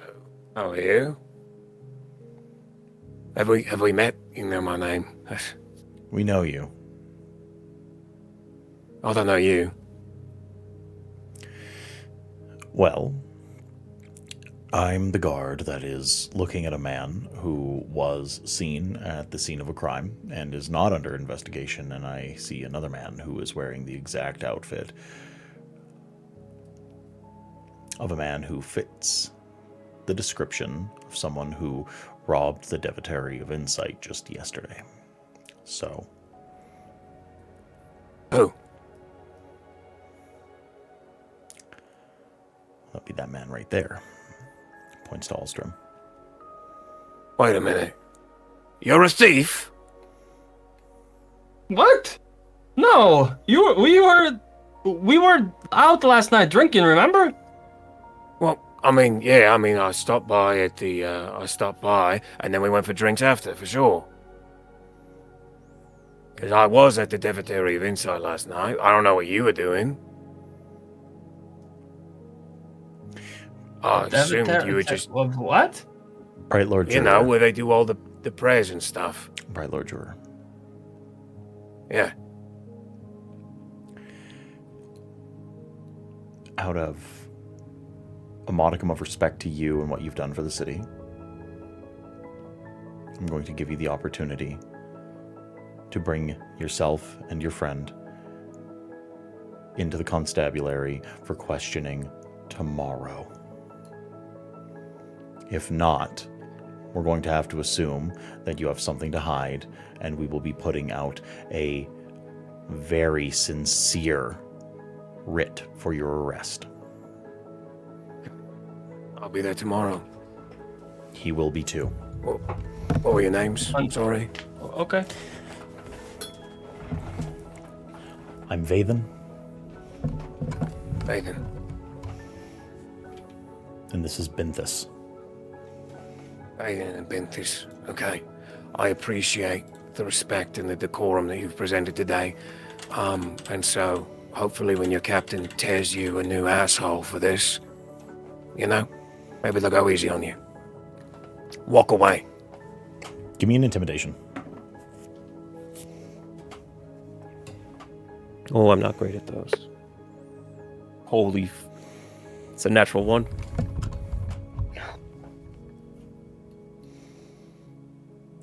Can I aid as a reaction?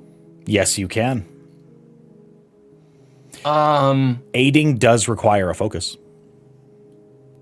I'll spend a focus. I don't mind that. Sure, roll again. As I say, I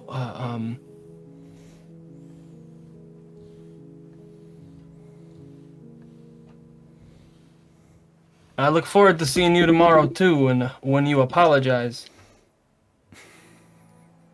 19. A 19.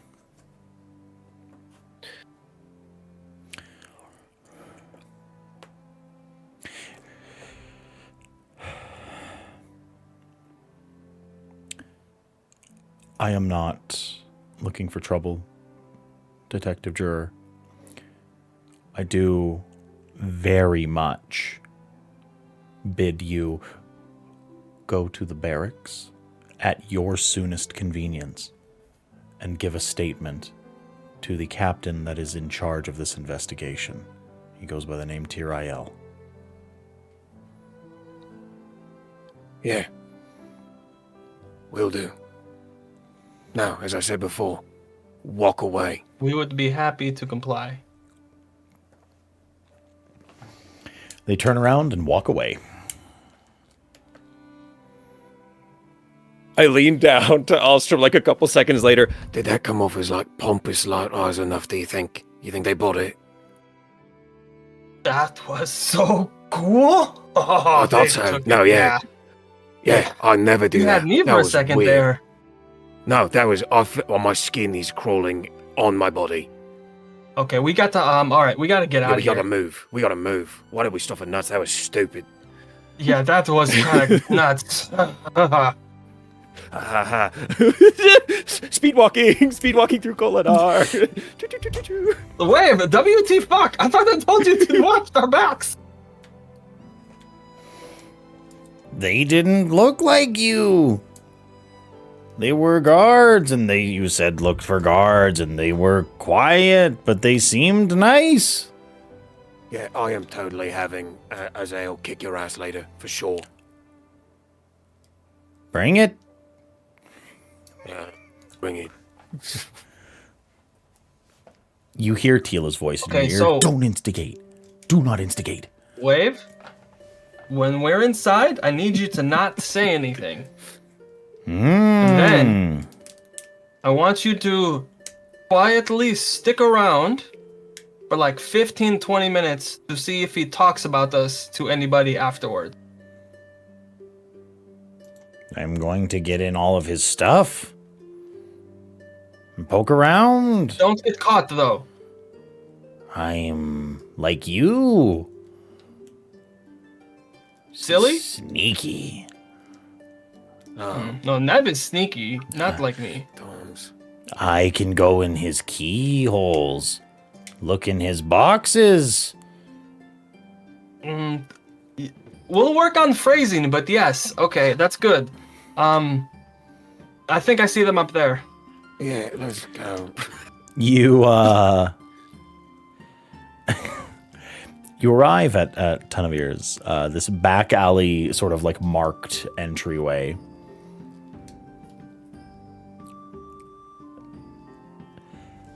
I think that it is right about at this moment, standing here, looking at the chiseled symbol of the trigon of triangles and overwhelmed by the days prior, and speaking to your spren, that you hear a whisper in your ear, Bertalar. It's time to look ahead. And with that, could I very much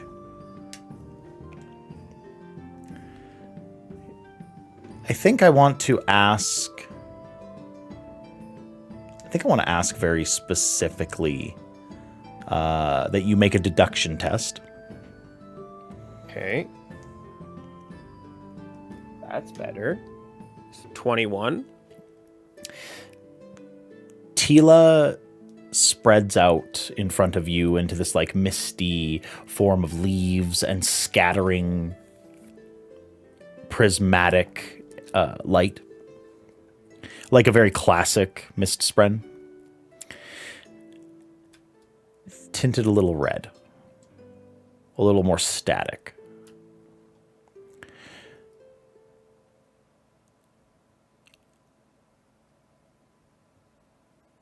With a 21.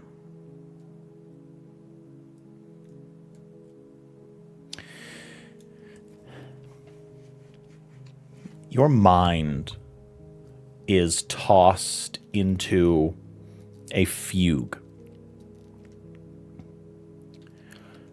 And you feel your corporeal body run very, very cold. It is the same clammy discomfort that you had felt when you woke up sweating in your bed just before watching your father die. But you are awake, and this is here, and this is now. You see a very distinct vision of Tunavir taking this book, of him shaking hands, passing spheres,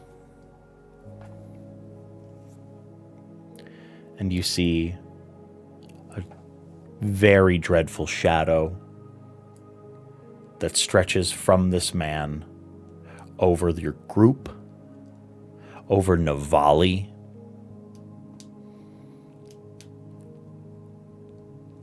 It's a little foggy, but it seems as if the lines between Navali and Tunavir blur, that there is a very distinct connection between the two. And then you see a short man composed of brilliant blue light forming into a dagger that is stabbed into the heart of Tunavir. And then your vision flashes from one scene to the next, and it is Tunavir stabbing a dagger made out of a pearlescent, silvery metal directly in through Navali, through the blue man, out of their back.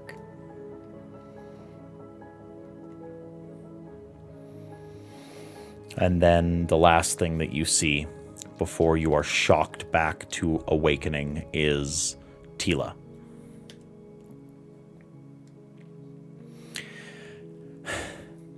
Time's running short, Bear.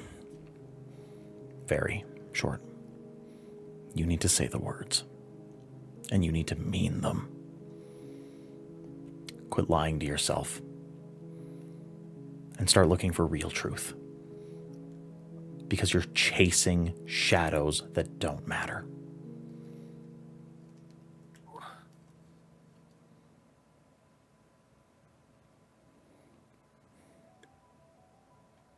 Okay. You've been a man a long time. Now it's time to be more.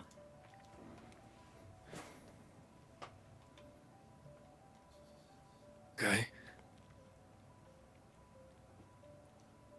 And then your vision goes white, bright, heavy, and you are back in the alleyway. No time having passed really at all. Maybe a second, two. Hold on. Hey. Just wait. Just wait. Hold on. We'll stop. What's up? Are you okay?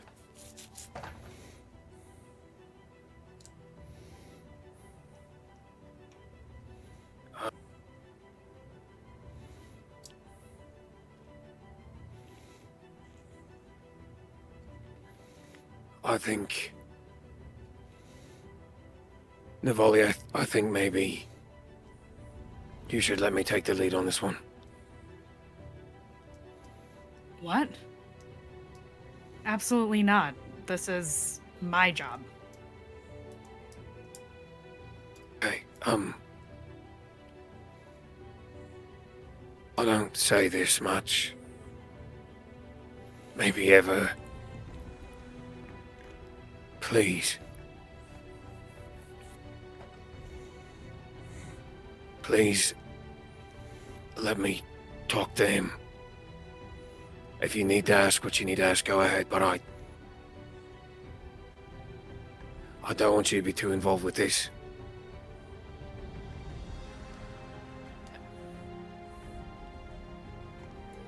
What do you mean? What's going on? No. I listen. I don't know what just happened. Everything was fine a few minutes ago, and I would love to talk more about that. However, for right now, you are not my father. I have a job to finish. I'm not It will trying to fine. be. I'm It not will be trying. fine, Bear. Storms, no, it won't. It won't be fine. It's not going to be fine. You need to listen to me right now. Please. Please, listen to me. Please, listen to me. Just hold, calm down. We're hearing you. But what you're saying tell isn't us why? making sense.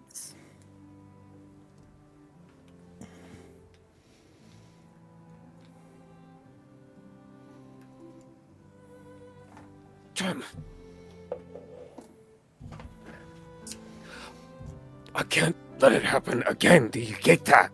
I cannot let it happen again. I can stop it. I know I can stop it. Please. Please let me.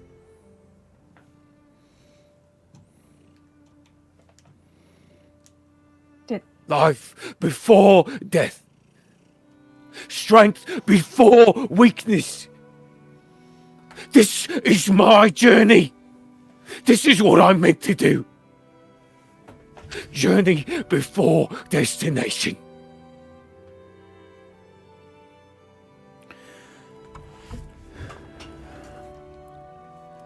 You wait a moment, and it's not like Alstrom. It's a little different. It isn't that brilliant blue light. It's a little more quiet, a little more personal. But you all see creeping out from Berdalar's feet a symbol, a glyph.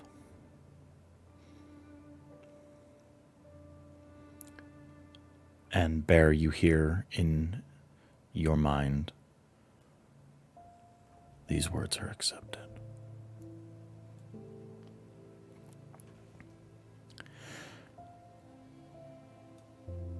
You see frost creeping up the walls.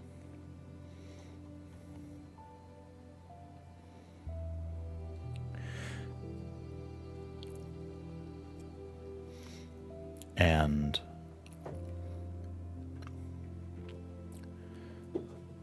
it's the way that the blotches on skin go away. Your body feels a little healthier. You get a little more mental clarity. Tila appears on Berdalar's shoulder.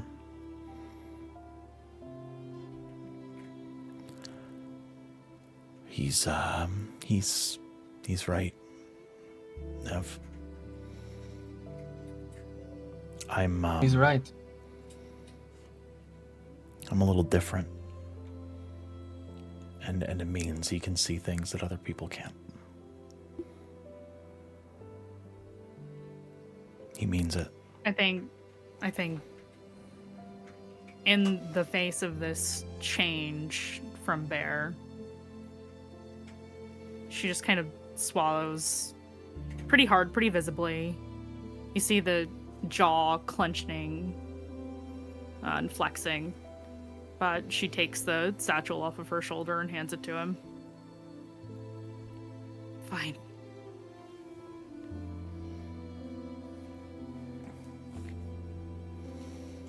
Fine.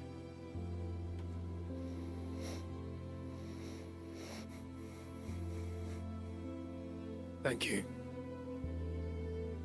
And Don't. as the tears are still running down Bear's face, you watch as there's just like a tiny little wave of like a flicker of the air, and it's gone. And the bags under his eyes go away, and his hair becomes a little bit more coiffed back. He stands a little straighter.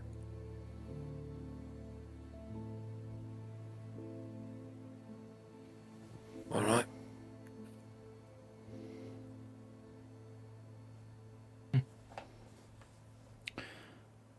That's the Bear I see. That's the Berdalar I know. Good to see you, old friend. It's good to be here. And he puts a hand on the door and walks in.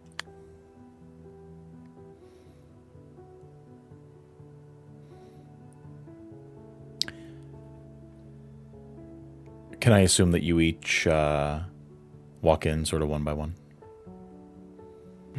Yeah, okay. You head inside,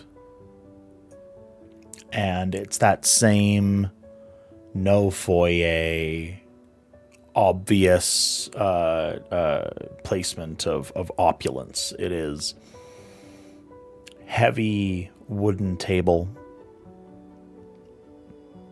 bookshelves lining the walls, pieces of art, some strange, a map of Roshar. There's some hourglasses containing, dark sand running in one direction. There's a collection of time-telling fabrials. They all seem set to different times along the walls. And Tunavir is sitting at that long table that he sat at before and is reading a book. He looks up from it. He takes a little wooden bookmark and places it inside and puts the book on the table. I hear you have new reading material for me. Is this true? We do. Yeah. Well, I mean, we have it. Whether or not it's for you is yet to be determined.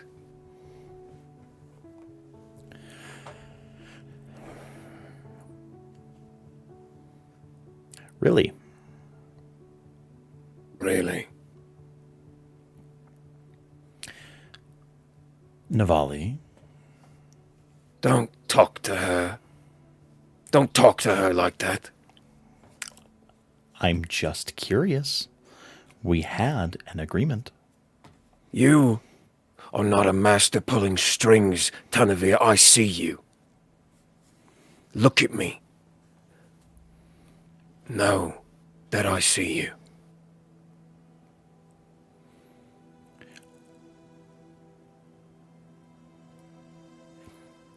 He looks, stares up at the ceiling for a second. He has that gentle sort of signature look of empiric supremacy. Well, Berlar, I must admit, you're right. You do see me. You've seen the exact amount of me that I've wanted you to, and I'm not being your villain here. I hired you to get me a book. You all agreed to do that. You now have this in your possession. I would like what I am going to pay for. I am welcome to a tete-a-tete if you'd like to discuss the whys and how. I cannot tell you that verifiably. I'm going to reveal all of my motives at this moment. I mean, we kind of just met one another, correct? So, No, please. you're right. So please, ask away if you want. Would you like a drink? Would you like something to eat? Do you want a water? No. Then, would you like to take a seat? No, actually, I'm good.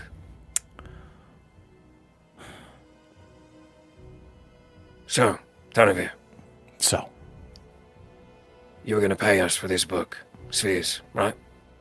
300 marks. Each. No, that was total. I must have misunderstood. I did it for 300 marks each. It is for each? Ah, I must have misremembered. I thought so. And you never did tell me what you were going to do with this book. Read it. I'd like you to. You're going to read it. I am going to read it. You can read it. I certainly hope so. If not, then this was very much a fruitless endeavor. Yes, this is for personal collection so that I can read it. Yes. That is impressive. I didn't know that anyone could read Donchant.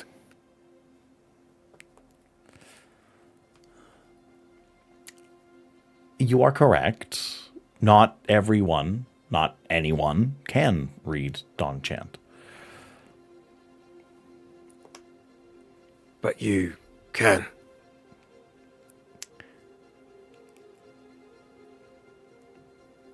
I have access to ways of reading Donchant. Yes. That no other scholars on the whole of Roshar do? Well, you'll find there's some luminaries from here or there that have made quite a bit of progress into deciphering the script. In fact, there's some Ardents down to the south that have made it a lot of their work in order to decipher, and there are some scholars that work within Yaakoved and also under King Teravangian. He's decided to put a small amount into the deciphering of Donchant as well. They're all over, Berlar. It is the time for enlightenment. It is the time for that is truly now. And yes, I believe that I will be able to decipher what I need. And what is it that you think is in this book that makes it so valuable? I mean, 1,200 marks, that is a lot. Well, it's a pittance. That's a lot of spheres. When you think in the grand scheme of things, this was written by the Herald Danlad. It could have insights that would go far, far further in the hands of less biased scholars in the West, perhaps in the hands of some of the Azish bureaucrats that could actually mark it down and formally catalog it, or even if I brought a copy of it to Carbranth, I'm sure that it would be disseminated properly. I know it sounds mighty heretical, but to keep this kind of thing under wraps is, well, it just seems dishonest to me, so I would like to read it and, well, spread it. Heretical? I mean, Feraniel, what do you think about that? Caught off guard. Feraniel is just going to look to you like, where are you going with this? And look back at him and say, how did you know, or how do you know what is in it? Why this particular book? I still haven't heard that from you. Well, as far as I have learned, a lot of the writings, well, alleged writings, this seems to be a fairly verifiable source, of the heralds contain secrets about what has happened before the desolations, before humans and the Parshmen, the Parshendi, the singers, the newly minted singers.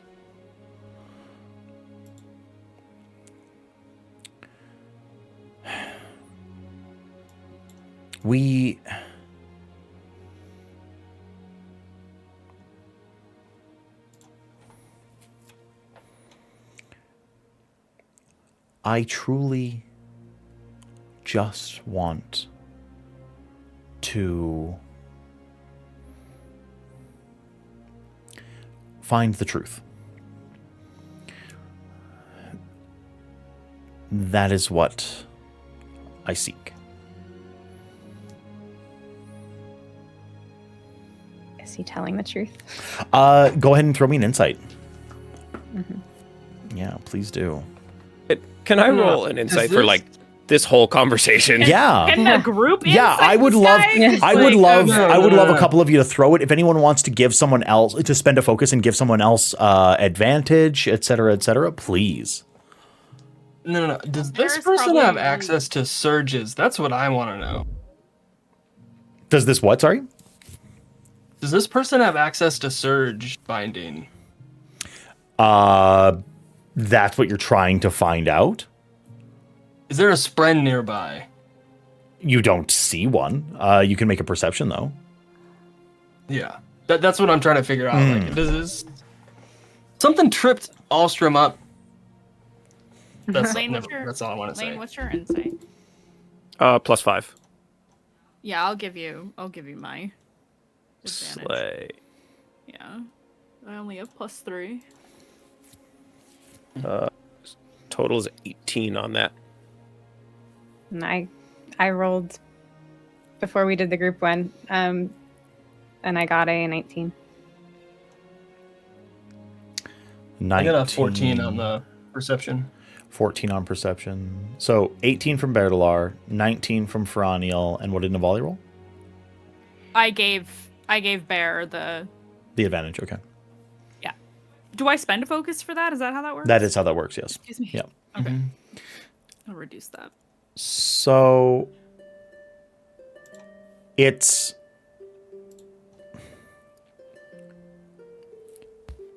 you believe that he believes he's telling the truth, but it's so very obvious that he's obfuscating a part of what he's trying to say. He's not giving you any real hard answers.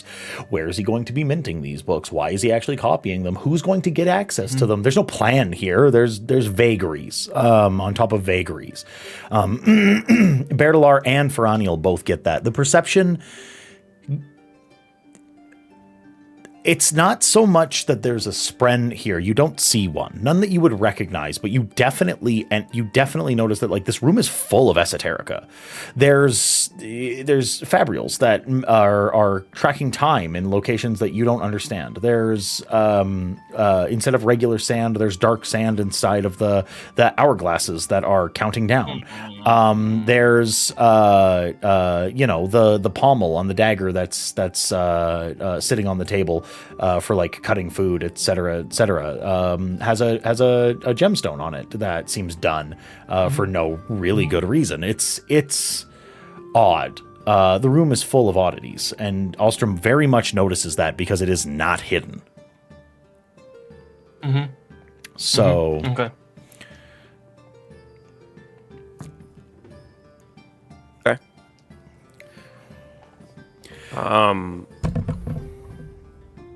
I'm gonna look at Fira. Are you satisfied? From that insight above the table, did I get any, like, I got that he really believes like this and that he's obfuscating something, but did I get any, like, hint of maliciousness or, like... I think it's fairly obvious that this is a strange and very mysterious man. He feels dangerous, but in a, why is this intensely wealthy man collecting dangerous religious documents way, not in a he's going to kill you kind of way. He hasn't made any like overt threats. He hasn't, been anything other than cordial. He's, tried to extend hospitality. So no, there doesn't seem to be really any maliciousness to him, but there's also no like, he doesn't seem benevolent. In that respect either. He seems like an employer that has an agenda, and that's about where you stand with it. Then in response to Bear's question, I'm going to turn back to Navir. Like, are you working for someone else? Oh. I suppose that I am. I've had employers in my life. I told you I was a trader. In Thalena for quite some time. I had a Babsk, and I mean, for this book. Oh no, this is for me.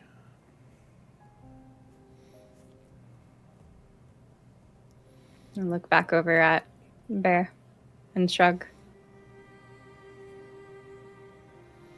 Alstrom, do you have any questions for our benevolent host?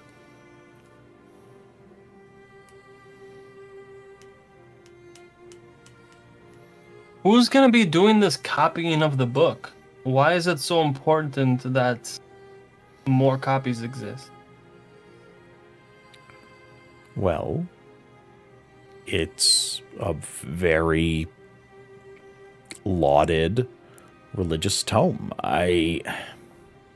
Why does any book get copied and disseminated? Because people should read them. I believe in literature being available. It's odd that the Ardents would keep writings under lock and key, like they're some sort of weapon. Like it's that eyes should not ever meet the pages of this book. They're the writings of the heralds, and even if they aren't, even if they are just alleged.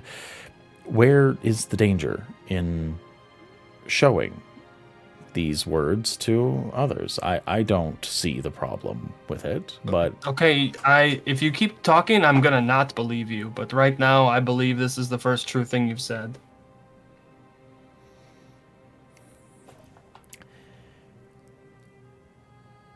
I am sensing a bit of doubt and hostility. I understand that what you must have had to have gone through to get this book was quite harrowing.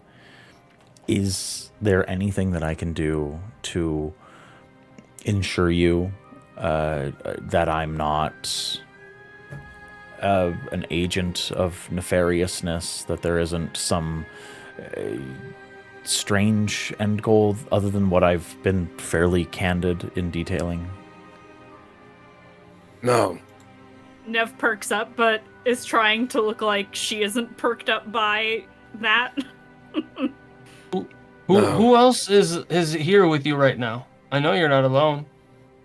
Oh, well, I do have employees. I have porters to move my possessions from one place to another. I have several servants to serve me food and drink. I have a cadre of guards. I am a man of some wealth. And of course, I do have a ship that has a fairly decent-sized crew that is on retainer.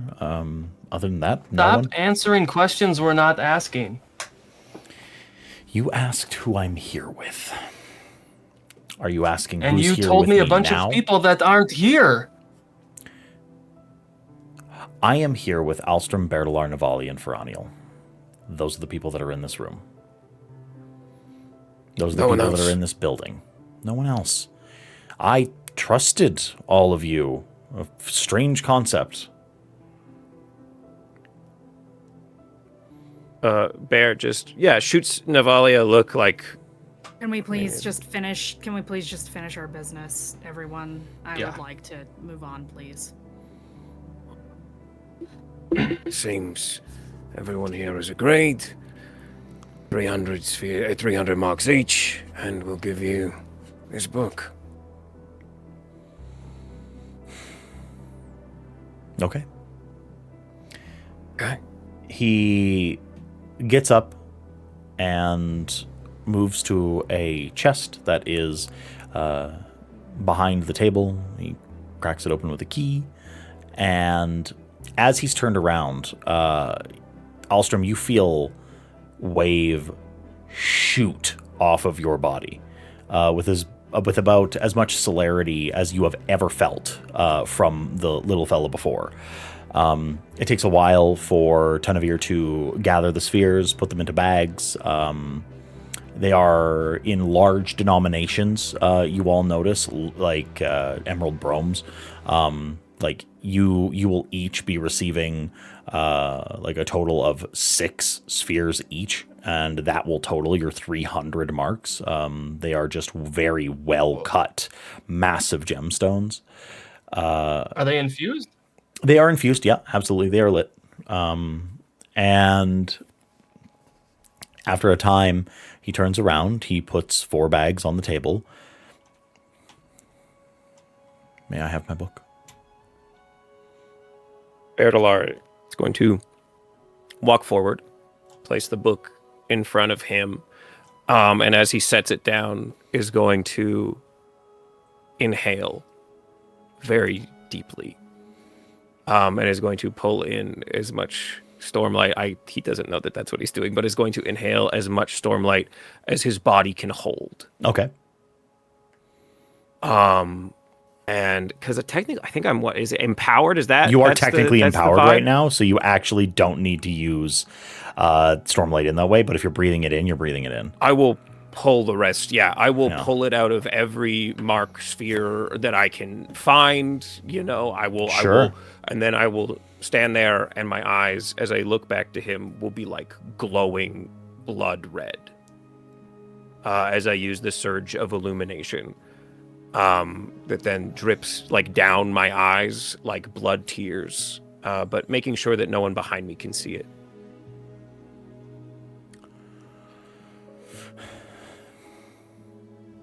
I have seen your death.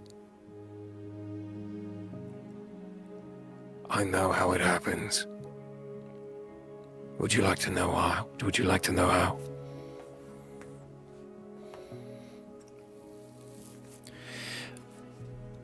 To the shock of everyone in the room, Tunavir looks nonplussed, entirely unsurprised at the development. There are a great many things that a man wants to learn in this life.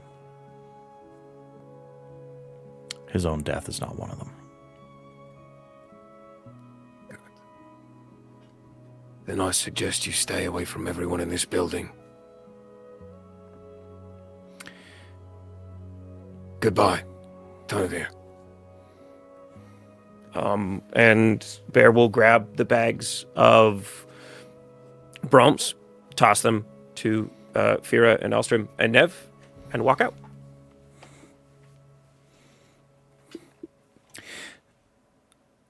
Nev is going to purposefully be the last person out of this building. Navali hears behind them. You're always welcome back. And I always have more work. This doesn't have to be the end of things. And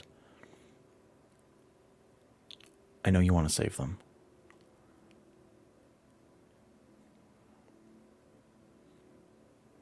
She wasn't going to turn around, but then she does. What do you mean? You know exactly what I mean.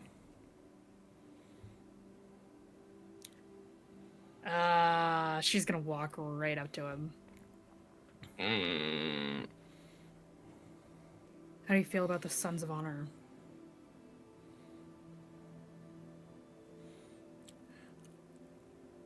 Annoyance at best, a problem to be dealt with at worst. How would you feel if someone in the Dreyer was working with them?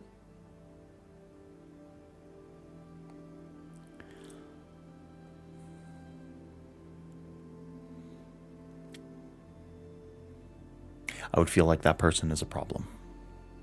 I would feel like there was a weak link that was attaching themselves to a bunch of religious zealots.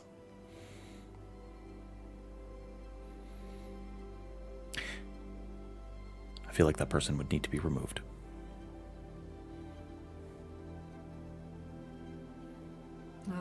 Well, maybe someday someone will tell Cutter the bad news.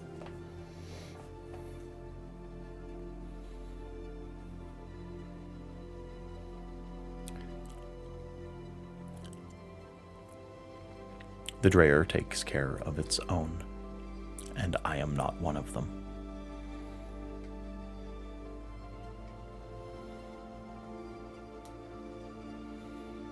She's gonna give him a look, like she doesn't believe a word that's coming out of his mouth. But she'll just nod, right, Lord. We'll speak again. And she'll walk out. Okay.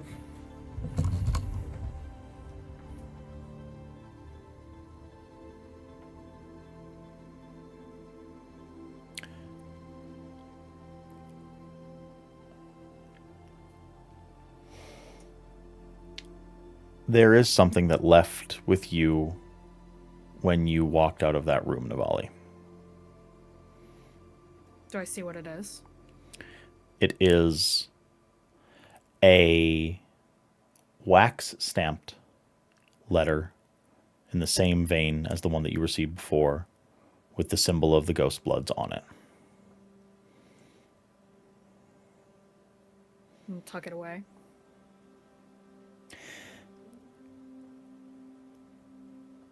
As you all stand outside of Tunavir's place, Wave comes rushing out from underneath the door, shooting up Alstrom's pant leg and rushing up to become a geometric shifting dimple on Alstrom's face.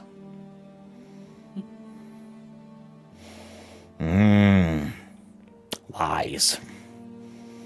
Big Yeah? lies. Bad lies. Big bad lies. Good What lies. did you hear? Didn't hear. Saw. What did you see? Be cool. Okay, all right. Let's start walking slowly. Be cool, guys. Since Nivali came out a little bit after everyone else, Bear was just staring at the door, waiting. Didn't say a damn word. And when you come out, you see that his eyes are still red. Your eyes aren't gonna stay like that, are they?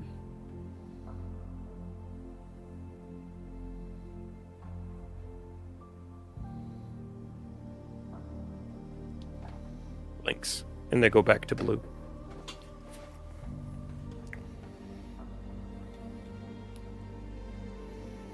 Don't look at me like that. It's weird. You all hear the distinct crash of thunder off in the distance. Wind picking up.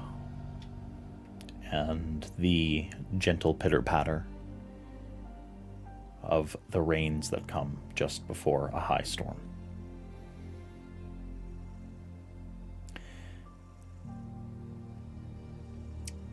As you each go to find your respective storm shelters, I think that is where we will end our episode tonight.